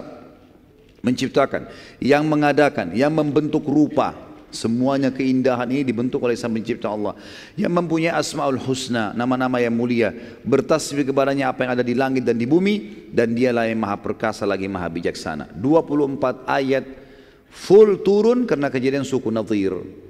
Dan ini perlu diketahui teman-teman sebab nuzulnya, karena luar biasa. Ayat ini berbicara tentang kejadian pada saat itu. Selanjutnya sekarang kita masuk ke suku-suku lain. Suku Arab yang ada di Daumatul Jandal namanya. Sebuah lokasi namanya Daumatul Jandal. Suku Jandal ini berada di Daumah, dinamakan Daumatul Jandal, berada di paling utara Jazirah Arab. Mereka juga berusaha menyerang muslimin setelah bulan Ramadan. Tadi kan kejadiannya Bani Nadhir bulan Rabiul Awal. Jadi Rabiul Awal, Rabiul Tsani, Jumadil Ula, Jumadil Tsani, Rajab, Sya'ban, sampai Ramadan 6 bulan tidak ada peperangan. Di bulan Syawal tahun 4 Hijriah ada suku namanya Jandal berusaha untuk menyerang muslimin karena mereka menganggap muslimin juga lemah ya. Dan bila berhasil mengalahkan muslimin, maka nama suku mereka akan dikenang karena muslimin kuat dan memiliki nabi. Namun Nabi SAW, dan ini strategi perang beliau SAW, tidak pernah beliau biarkan musuh mau menyerang, tidak pernah beliau biarkan musuh nyerang baru kemudian beliau lawan. Kecuali kejadian di Uhud karena sudah terlanjur datang dan Khandak, sudah terlanjur datang, Nabi SAW tidak tahu. Tapi kalau Nabi tahu pasti Nabi serang duluan. Ini strategi dan selalu berhasil. Di antaranya juga di sini, maka Nabi SAW pada saat menerima berita dari mata-mata beliau tentang niatan tersebut, maka beliau segera menyerang pada bulan Muharram tahun 5 Hijriah. Ya, bulan Muharram, jadi tadinya ada berita di bulan Syawal tahun 4 mereka akan menyerang. Baru berita, belum menyerang.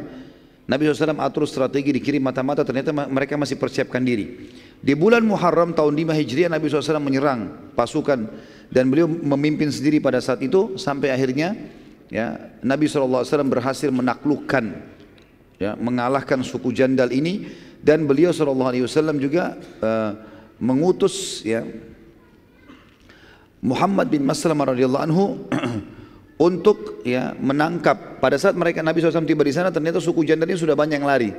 Muhammad bin Maslamah menangkap salah satunya, lalu kemudian dihukum untuk melapor di mana sukunya. Tapi dia tidak bisa mengaku karena sukunya sudah hilang semua.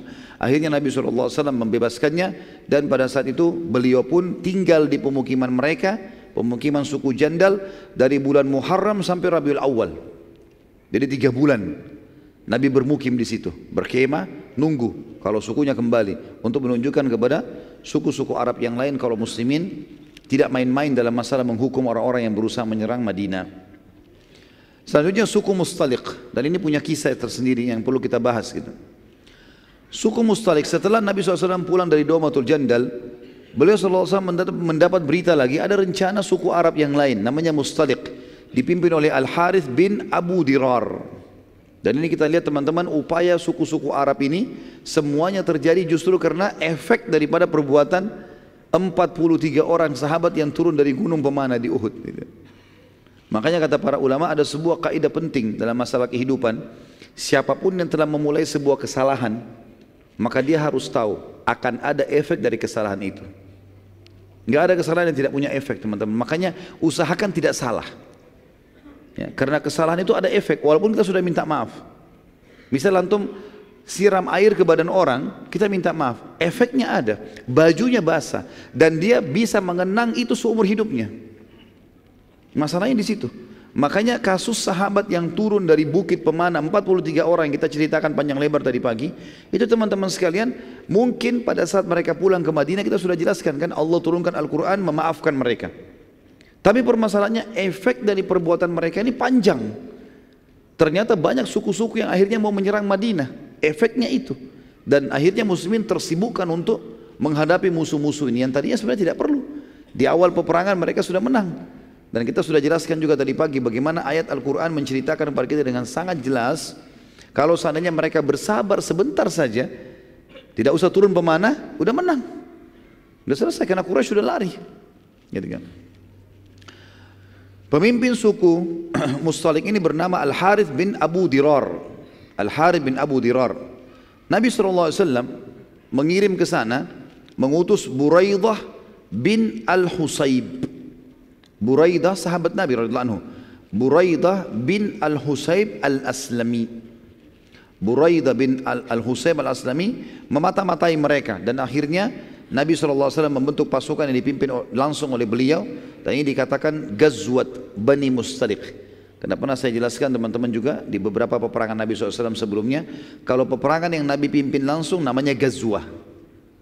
Seperti Ghazwat Badr, Ghazwat Uhud, Ghazwat Bani Mustaliq. Kalau yang Nabi tidak pimpin, kalau pasukan besar, ratusan jumlahnya, ribuan, maka dinamakan Ma'rakah. Kalau kecil namanya Sariyah. Nah ini ada nama-nama di dalam buku-buku sejarah Nabi SAW. Akhirnya Buraidah membawa berita bahwasanya Bani Mustaliq sudah siap-siap mau menyerang. Lalu Nabi SAW membentuk pasukan dan beliau pimpin sendiri. Nabi SAW memberi panji muhajirin kepada Abu Bakar radhiyallahu anhu, dan ini sekaligus juga membantah sebagian orang mengatakan Abu Bakar itu tidak diamanahkan oleh Nabi, gitu kan. Padahal Abu Bakar berapa kali dikirim oleh Nabi peperang, memimpin peperangan, termasuk di Bani Mustalik dia yang pegang panjinya, yang pegang bendera. Dan kita sudah tahu di perang Uhud kita jelaskan, yang pegang bendera berarti sangat terancam. Karena kalau bendera jatuh berarti pasukan kalah. Harus orang yang paling dianggap dipercaya, kuat, punya keterampilan perang dan seterusnya, punya jiwa yang besar. Dan panji orang-orang Ansar diberikan kepada Sa'ad bin Ubadah radhiyallahu anhu ajma'in. Sempat terjadi saling panah pada saat itu, ya, tapi Bani Mustalik kaget karena diserang tiba-tiba oleh Nabi SAW. Akhirnya mereka kalah. Ya, mereka menyerah. Dan seluruh Bani Mustalik jadi tawanan. Kita fokus ke satu orang tawanan yang mulia tawanan ini. Seorang wanita namanya Juwairiyah. Juwairiyah binti Al-Harith. Tadi ini pimpinan suku Mustalik namanya Al-Harith kan? Ini anaknya, jadi anak raja gitu. Tertawan. Dan waktu dibawa ke arah Nabi SAW, Nabi SAW mengatakan, pada saat itu sebenarnya ada dua riwayat ya. Riwayat yang pertama itu menjelaskan kepada kita kalau Juwairiyah ingin menebus dirinya. Waktu dia jadi tawanan, dia ingin menebus dirinya, tapi semua hartanya sudah jadi ghanimah, nggak bisa lagi dia pakai. Maka dia minta kepada muslimin untuk diantar ke Nabi SAW dan dia mau izin. Dia mau izin agar Nabi SAW menghutangkan dia supaya dia bisa bebas. Jangan jadi tawanan, jangan jadi budak gitu. Maka waktu dia datang ke kemah Nabi SAW, waktu itu Nabi sedang membawa istrinya Aisyah radhiyallahu anha. Waktu dibuka kemah, Aisyah mengatakan, waktu saya melihat Juwairiyah saya sudah tahu ini nanti kemungkinan bisa menjadi istri Nabi SAW, gitu kan. Maka dia mengatakan, di mana Rasulullah? Kata Aisyah, kenapa? Dia bilang, saya ingin menebus diri saya. Kata Aisyah, silahkan masuk. Masuklah dalam kemah setelah izin dengan Nabi SAW. Lalu Nabi SAW waktu melihat Juwairiyah mengatakan, siapa kamu? Dia bilang, saya Juwairiyah binti Harith, anaknya Raja Mustalik ini, suku Mustalik. Kata Nabi SAW, bagaimana kalau saya tawarkan kepada kamu masuk Islam? Dan dengan itu, saya akan bebaskan kamu dari tawanan dan kau pun akan saya nikahi. Maka kata Juwairiyah, tentu saja, saya menerima tawaran itu. Maka beliau pun syahadat di hadapan Nabi SAW dan di hadapan Aisyah radhiyallahu anha. Setelah masuk Islam, maka tersebarlah berita Nabi SAW mengundang sahabat hadir di pernikahan beliau di kemah, gitu kan? Maka semua sahabat datang pada saat itu. Mereka dihidangkan kurma, dihidangkan segala macam dalam pernikahan tersebut. Dan Aisyah radhiyallahu anha ada di situ. Nanti kan kita titik beratkan sini teman-teman, karena banyak orang subhanallah dan sayang sekali, bahkan banyak di kalangan para da'i. Mereka tidak sadar mereka sedang merusak citranya Aisyah radhiyallahu anha. Mereka mengatakan Aisyah itu pencemburu, gitu kan. Baik, Aisyah memang cemburu, tapi ingat teman-teman sekalian, hukum syar'i yang kita ambil sebagai hukum bukan kasus kejadiannya, tapi kasus penentuan hukum dari Nabi. Itu yang perlu kita garis bawahi. Waktu Aisyah cemburu kepada Khadijah, yang dia bilang, ya Rasulullah, kenapa anda tetap masih mengingat-ingat perempuan yang sudah keriput, yang sudah tua, yang sudah masuk ke dalam tanah, gitu kan? Sementara Allah sudah ganti kepada anda orang yang lebih baik. Maksudnya dia, Aisyah, sama dari Quraisy tapi lebih muda dan masih hidup, gitulah. Apa kata Nabi? Ini kan perkataan Aisyah karena cemburu ya. Apa kata Nabi SAW? Wahai Aisyah, kau telah mengucapkan kalimat yang kalau dimasukkan ke air lautan rusak tuh air lautan. Aisyah saking besarnya dosamu. Maka Aisyah pun meminta maaf dan beristighfar kepada Allah. Permasalahannya di sini adalah hukum syar'inya. Waktu Nabi menegur Aisyah itu hukum syar'i teman-teman, bukan cemburunya Aisyah ini. Bisa ditangkap ya? Kita boleh menyebutkan sebagai kisah, tapi jangan Aisyah yang disorotin radhiyallahu anha. Ini berarti memojokkan istri Nabi SAW gitu. Jadi perilaku beliau bukan sebagai sebuah hukum, tapi hukum adalah yang diterapkan oleh Nabi SAW. Dan ini sudah saya jelaskan di beberapa pertemuan tentang manajemen rumah tangga Islami di YouTube, tentang beberapa riwayat berhubungan dengan masalah cemburunya Aisyah radhiyallahu anha. Dan kita lihat dalam riwayat ini sahih, riwayat Bukhari, Aisyah tidak cemburu teman-teman sekalian di sini. Bahkan di depan matanya Aisyah radhiyallahu anha, Nabi SAW menikahi Juwairiyah.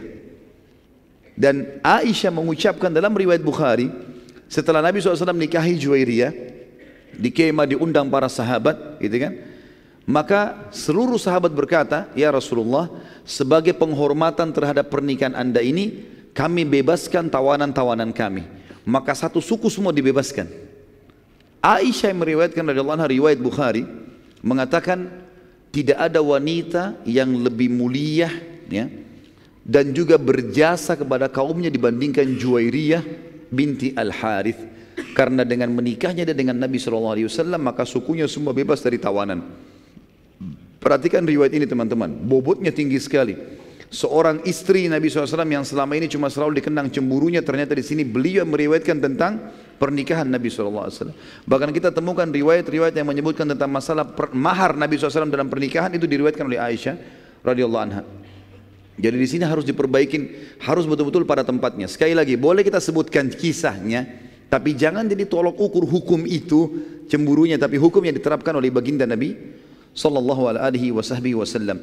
Dan pada saat itu Aisyah pun radhiyallahu anha, dalam buku-buku sejarah disebutkan, jalan menuju ke Madinah, untanya bersebelahan dengan untanya Juwairiyah. Dan Aisyah menceritakan tentang hal-hal yang disukai dan tidak disukai oleh Nabi SAW. Sebagai istri sama-sama dia sampaikan, begini loh Rasulullah suka, begini Rasulullah tidak suka, begini. Lihat bagaimana Aisyah radhiyallahu anha di sini bukan masalah cemburunya, malah Aisyah di sini mengingatkan madunya, begini loh istri suami kita. Ini sebuah pelajaran yang penting sekali. Jadi jangan selalu teman-teman hal-hal yang buruk saja yang tahu dikenang dan akhirnya salah dalam penyampaian. Ada kejadian penting namanya kejadian kisah ifk, fitnah, perzinahan Aisyah pada saat pulang dari Bani Mustaliq ini. Waktu pasukan lagi istirahat teman-teman sekalian, turunlah Aisyah dari gerandahnya. Jadi biasanya tradisi pasukan muslimin, istri-istri Nabi kalau dibawa, kadang-kadang Nabi bawa 2 orang, kadang-kadang Nabi bawa 1, tapi yang jelas setiap perjalanan Nabi selalu bawa istrinya. Siapa yang Nabi ajak, maka itu yang diajak pergi gitu. Pernah Nabi SAW ajak Aisyah dengan Hafsah berdua, sampai Aisyah mengatakan, saya baru mengetahui ternyata khidmah saya, pelayanan saya terhadap Nabi ya kurang setelah saya lihat bagaimana Hafsah melayani Nabi SAW. Seperti itulah. Yang jelas setiap unta yang dipakai oleh setiap istri Nabi yang ada itu ditaruh di geranda, dan geranda ini bisa ditaruh di atas unta atau dipikul oleh 4 orang sahabat. Kebetulan waktu perang Bani Mustaliq itu dipikul oleh sahabat, gerandanya dipikul oleh sahabat, gitu kan. Kemudian Aisyah karena badannya agak kecil, dia katakan dalam riwayat, maka beliau radhiyallahu anha turun dan mengatakan dalam hadis Bukhari, pada saat pasukan lagi istirahat aku punya hajat, ya, pergi ke padang pasir menunaikan hajatnya, mungkin buang air kecil dan seterusnya. Yang jelas saya pergi ke sana. Kemudian saya pada saat pergi saya kembali ke pasukan, ternyata kalung saya jatuh. Saya pun kembali ke lokasi yang awal, gitu kan. Begitu saya kembali yang kedua kali, ternyata pasukan sudah tidak ada. Jadi Nabi SAW suruh pasukan berjalan, bergerak. Sahabat-sahabat yang mikul geranda Aisyah, kira Aisyah ada di dalam, kena ringan. Nggak tahu kalau ini sudah pergi, lagi pergi gitu. Apalagi tadi waktu sudah pergi, balik lagi sudah kelihatan. Pergi yang kedua sahabat tidak perhatikan. Ringkas cerita, pergilah pasukan ini. Kata Aisyah, aku pun tidak menemukan pasukan, dan pada saat aku sedang duduk di atas sebuah batu, membuka cadar, ya, Aisyah menunggu pasukan ada nggak yang datang. Ada satu orang sahabat Nabi yang mulia namanya Safwan radhiyallahu anhu. Safwan ini sahabat yang dikenal sekali dengan kesolehannya, dengan kebaikan akhlaknya dan amanahnya. Sampai Nabi SAW meletakkan Safwan di ujung pasukan. Setiap pasukan jalan, selalu Safwan paling belakang. Tunggu pasukan sudah hilang, udah nggak kelihatan, baru dia jalan lagi. Nanti kalau ada pedang jatuh dia yang pungut, ada perisai dia yang pungut, ada kendi dia yang ambil. Tugasnya itu karena diamanahkan. Safwan lihat di lokasi istirahatnya pasukan tadi ada perempuan, dan kata Aisyah dalam hadis ini, Safwan mengenal wajahku sebelum turun ayat hijab. Tahu kalau ini Aisyah, gitu. Maka aku pun menutup ya hijab. Aisyah waktu ada Safwan menutup, dan Safwan pun tidak melihatnya, tapi dia mengenalku sebelum aku pakai hijab, dia tahu. Maka Safwan hanya mengucapkan kalimat istirja, inna lillahi wa inna ilaihi raji'un. Pada saat itu pun ya, Safwan mendekatkan untanya kepadaku dan memberiku kesempatan untuk naik, dan ia pun pergi menjauh dariku. Jadi unta didudukkan, diikat talinya. Biasanya unta kalau sudah duduk itu diikat talinya, dia tenang. Kemudian dibiarkan Aisyah naik ke unta sementara Safwan pergi jauh supaya tidak melihat aurat. Ini menandakan akhlak yang mulia dari sahabat yang mulia ini. Setelah diberikan kesempatan naik, Aisyah sudah di atas unta, barulah Safwan datang tanpa melihat sama sekali, menarik kembali tali unta kemudian jalan.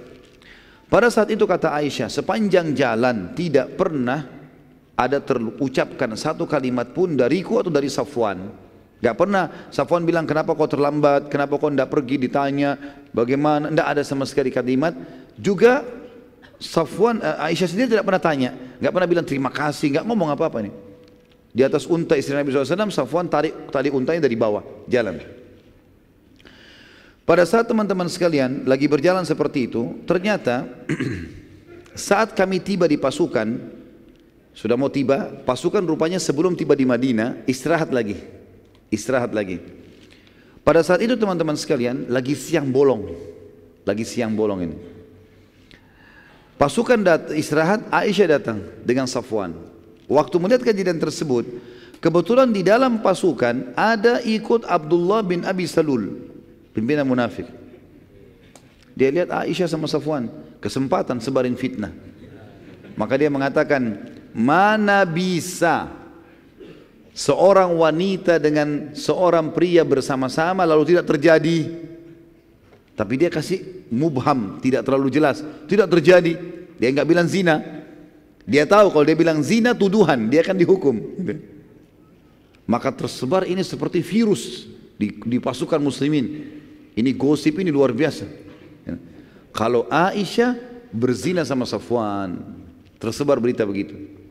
Aisyah mengatakan radhiyallahu anha, saya pada saat masuk, tiba di pasukan, tidak berpikir apa-apa karena memang tidak buat apa-apa. Unta diturunkan oleh Safwan, didudukkan, saya turun lalu saya masuk ke dalam kemah bersama Nabi sallallahu alaihi wasallam, gitu kan. Ini sudah tersebar berita nih. Maka pada saat itu teman-teman sekalian, pasukan waktu sudah mau masuk ke Madinah, gitu kan, tersebar berita. Kalau begini dan begitu. Ini Abdullah bin Abi Salul yang saya bilang dalam riwayat dikatakan namanya juga Ubaidillah. Khilaf di antara ahli sejarah tentang namanya. Dia punya anak laki-laki namanya Abdullah juga. Jadi kalau saya bahasakan, kalau kita pakai riwayat Abdullah sama Abdullah, si ayah Abdullah munafik, si anak Abdullah mukmin. Ya. Jadi ada dua Abdullah, ayah dan anak. Ayahnya munafik, anaknya mukmin. Ya. Si Abdullah mukmin ini datang kepada, jadi Nabi SAW waktu dengar isu ini, beliau menyuruh pasukan jalan tidak berhenti. Selama 3 hari 3 malam teman-teman sekalian pasukan jalan terus. Gosip tentang Aisyah berzina sudah tersebar. Nabi SAW tidak nanya kepada Aisyah, pasukan disuruh jalan. 3 hari 3 malam. Mereka sholat pun ya berhenti sholat langsung jalan. Makan di atas unta, nggak ada istirahat. Kalau sudah malam sekali baru Nabi suruh istirahat. Habis sholat subuh jalan lagi. Selama 3 hari. Tujuannya adalah supaya isu ini tidak nyakin masalah. Kalau istirahat sebentar, duduk ngobrol-ngobrol, makin nyebar nih. Rupanya waktu sudah dekat pintu Madinah, gitu kan? Nabi SAW pada saat itu teman-teman sekalian sempat didatangi oleh seorang sahabat. Kalau tidak salah Zubair bin Awam, dia mengatakan, ya Rasulullah, kenapa anda begitu cepat jalan? Kenapa anda tidak istirahat? Kata Nabi SAW, belum sampai padamu apa yang disebarkan oleh Abdullah. Dia bilang, kenapa ya Rasulullah? Dia mengatakan begini dan begitu tentang keluargaku. Pintu gerbang Madinah sudah dekat. Gitu kan. Maka Zubair balik ke belakang. Rupanya Zubair sampaikan. Salah satu yang mendengar berita ini Abdullah, anaknya si munafik ini. Abdullah ayah munafik, Abdullah si anak mukmin. Abdullah mukmin dengar.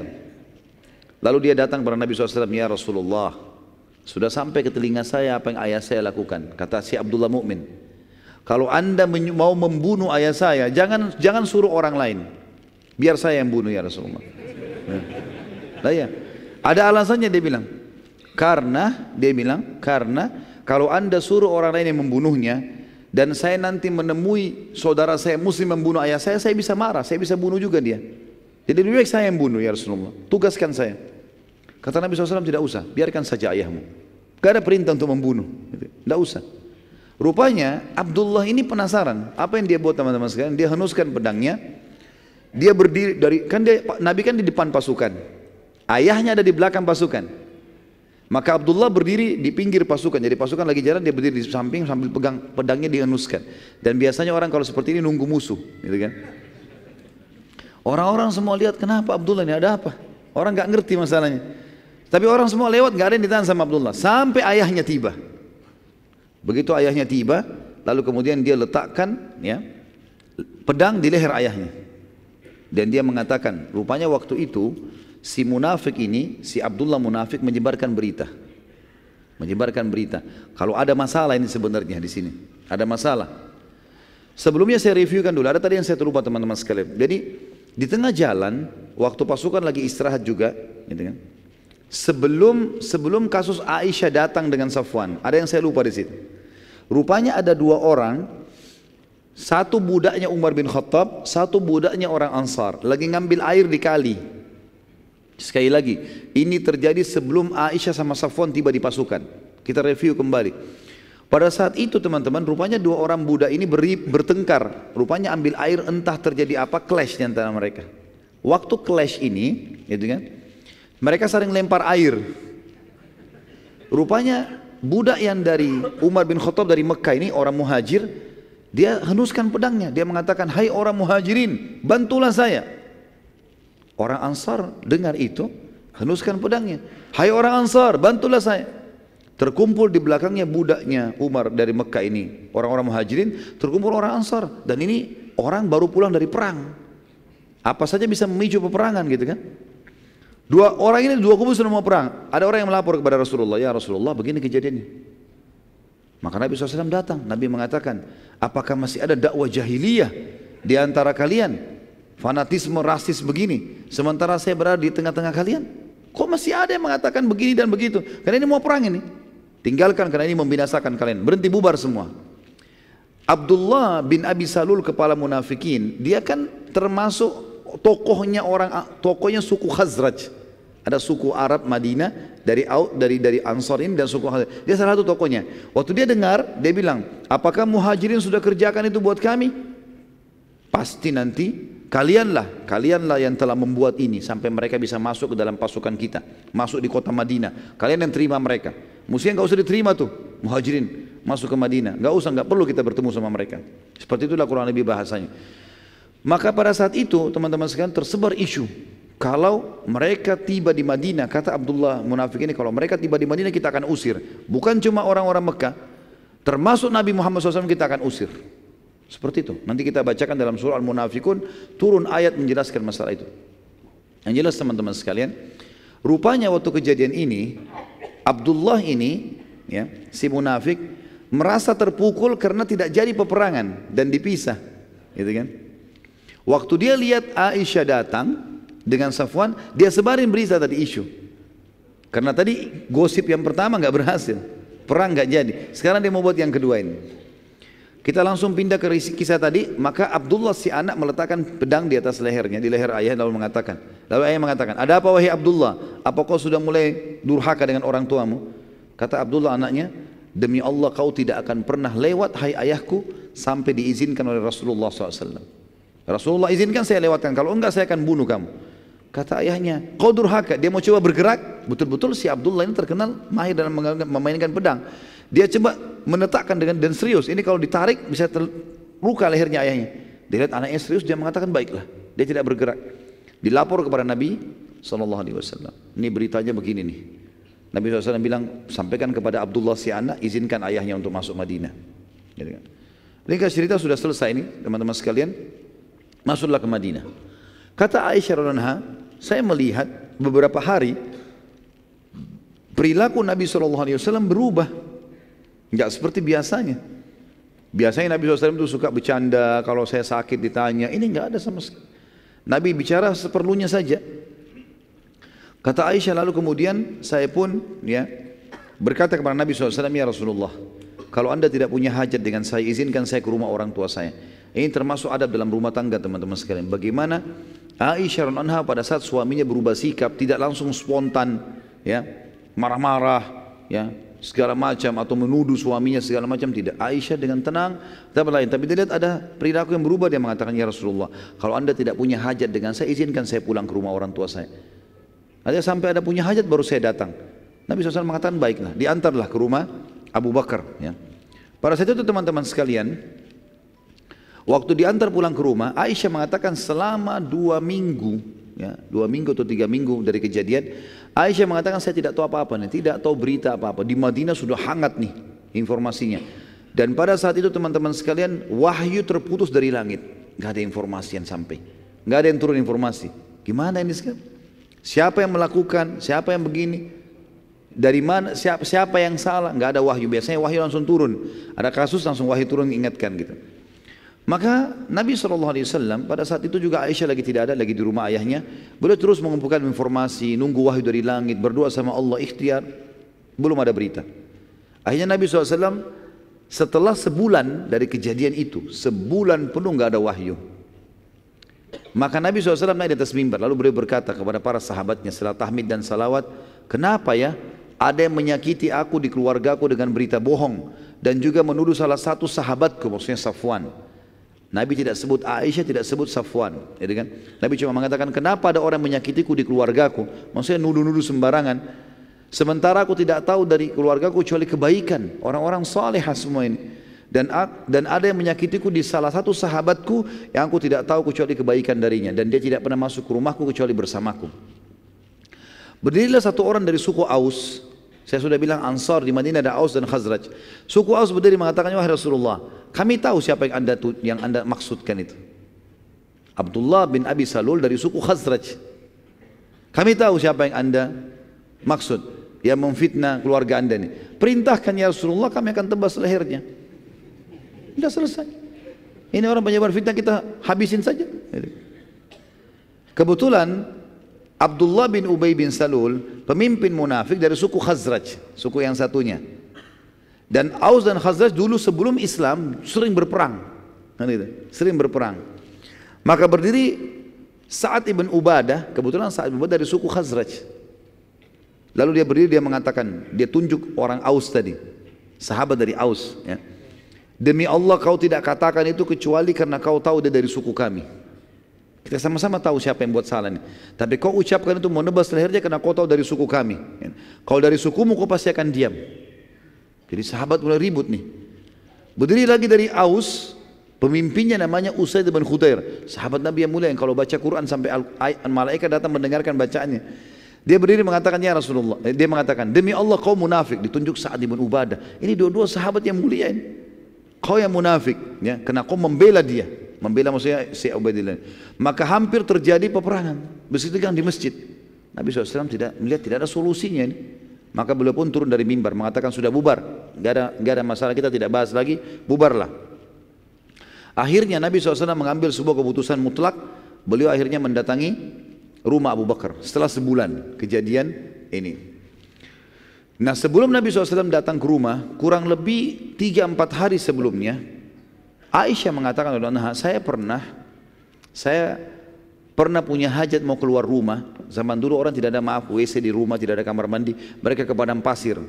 Waktu saya mau keluar hajat, ada WC umum untuk perempuan, ada buat laki-laki. Saya mau ke tempat umum, ternyata ibunya Muslih bin Abi Muslih, sepupunya Abu Bakar yang tadi kita ceritakan diputuskan nafkahnya itu lewat. Dan dia tahu kalau anaknya ini Muslim yang menyebarkan isu, yang menyebarkan berita yang tentang fitnahnya Aisyah.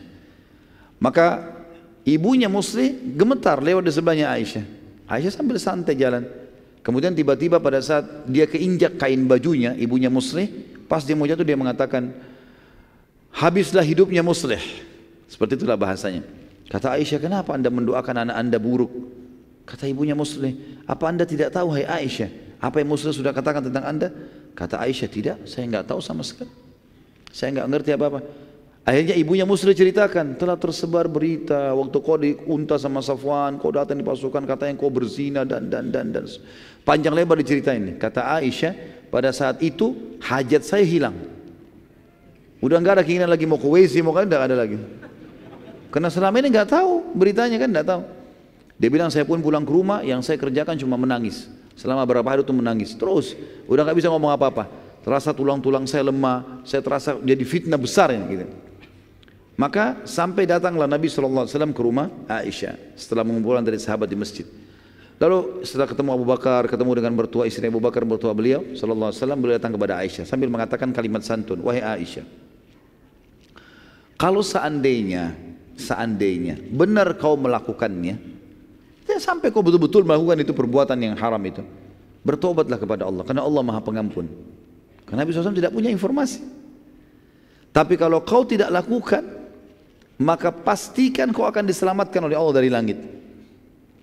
Aisyah bilang, tiba-tiba tuh saya dengar Rasulullah SAW bilang itu, kekuatan saya muncul, tiba-tiba saya duduk, mengatakannya Rasulullah, Anda pun terpengaruh dengan gosip itu. Berita itu juga membuat Anda terpengaruh. Nabi SAW diam, karena tidak ada wahyu. Nabi kan juga bukan menurut, Nabi bilang, kalau kau salah, taubat. Kalau tidak, yakinlah Allah akan tolong. Bijaksana sekali. Maka Aisyah mengatakan, saya menghadap ke ayah saya lalu berkata, hai ayahku, jawab Rasulullah SAW. Jangan diam.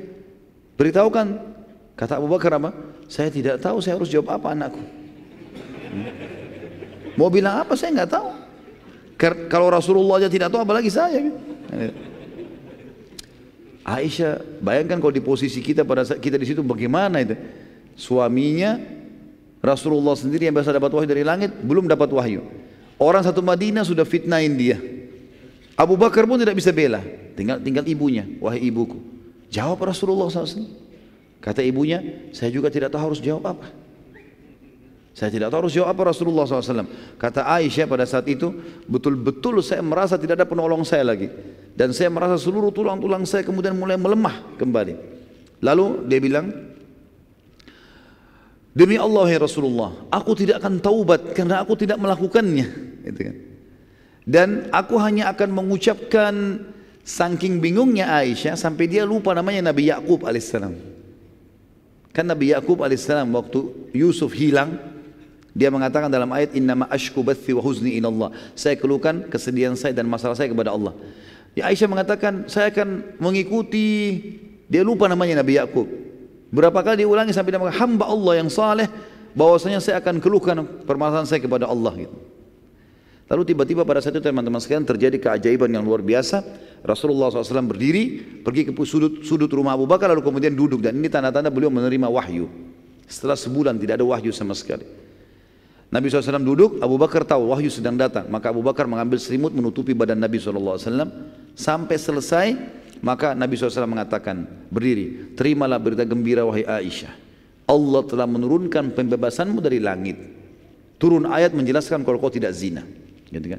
Maka Abu Bakar dengan gembira, Abu Bakar waktu itu bimbang kan? Dia bingung. Waktu Nabi SAW masuk pertama di rumah dia takut jangan sampai anaknya betul-betul. Waktu turun wahyu, Abu Bakar bilang saya takut jangan sampai ayat betul-betul membenarkan itu terjadi. Jadi bimbang sebagai seorang ayah. Terjadi atau enggak nih? Maka waktu Nabi sampaikan kau bebas ya Aisyah, kata Abu Bakar, alhamdulillah wahai Aisyah, berterima kasih pada Nabi SAW. Kata Aisyah, saya tidak mau terima kasih pada Nabi. Saya akan terima kasih kepada Allah yang telah membebaskan saya. Gitu. Karena dia merasa Nabi tidak dukung dia. Gitu. Maka pada saat itu turunlah surah An-Nur. Surah nomor 24 ayat 11 sampai ayat 14. A'udzu billahi minasyaitonir rajim. Innal ladzina ja'u bil ifki usbatum minkum la tahsabuhu syarran lakum bal huwa khairun lakum likulli imri'in minhum maktasaba minal itsm walladzi tawalla kibrahu minhum lahu 'adzabun 'adzim laula id sami'tumuhu dhannal mu'minuna wal mu'minatu bi anfusihim khairan wa qalu hadha ifkum mubin laula ja'u 'alaihi bi arba'ati syuhada fa in lam ya'tu bi syuhada'i fa ulaika 'indallahi humul kadhibun walaula fadlullahi alaikum wa rahmatuhu fid dunya wal akhirah lamassakum fima afattum fihi adzabun azim.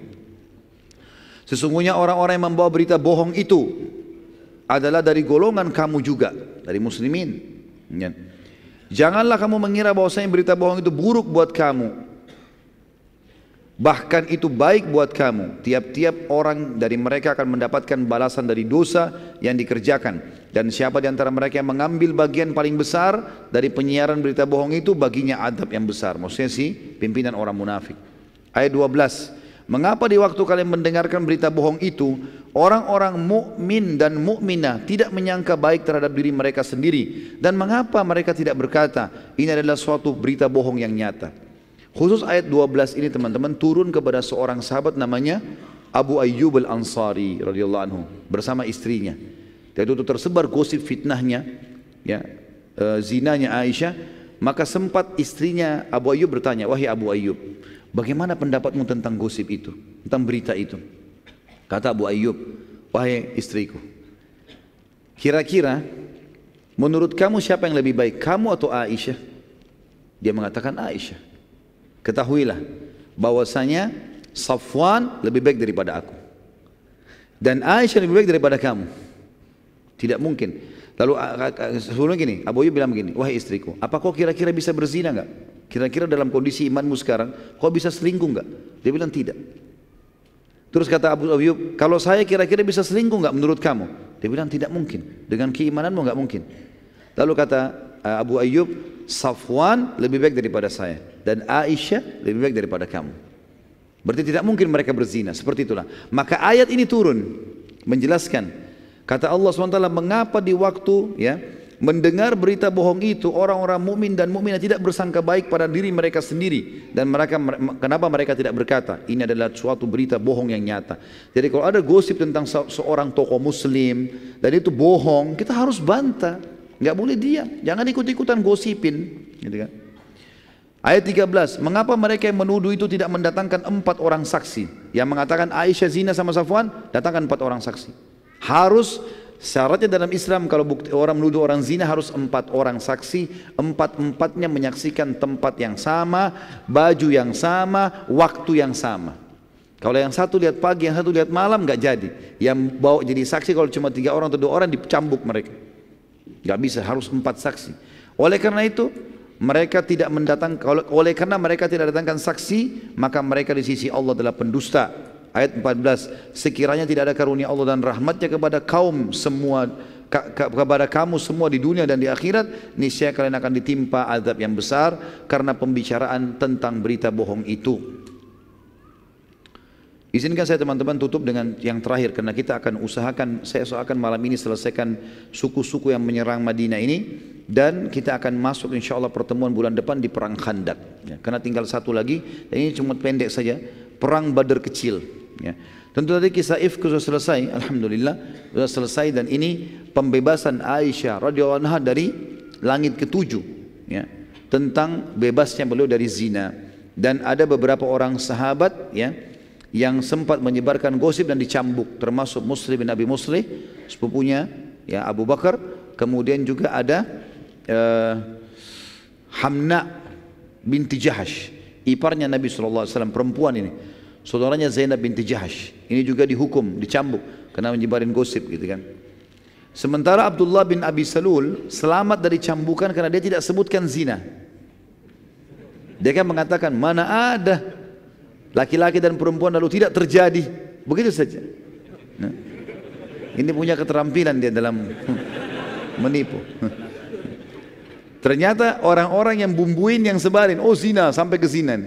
Dan ingat teman-teman, menitipkan kata-kata pada orang pasti bertambah.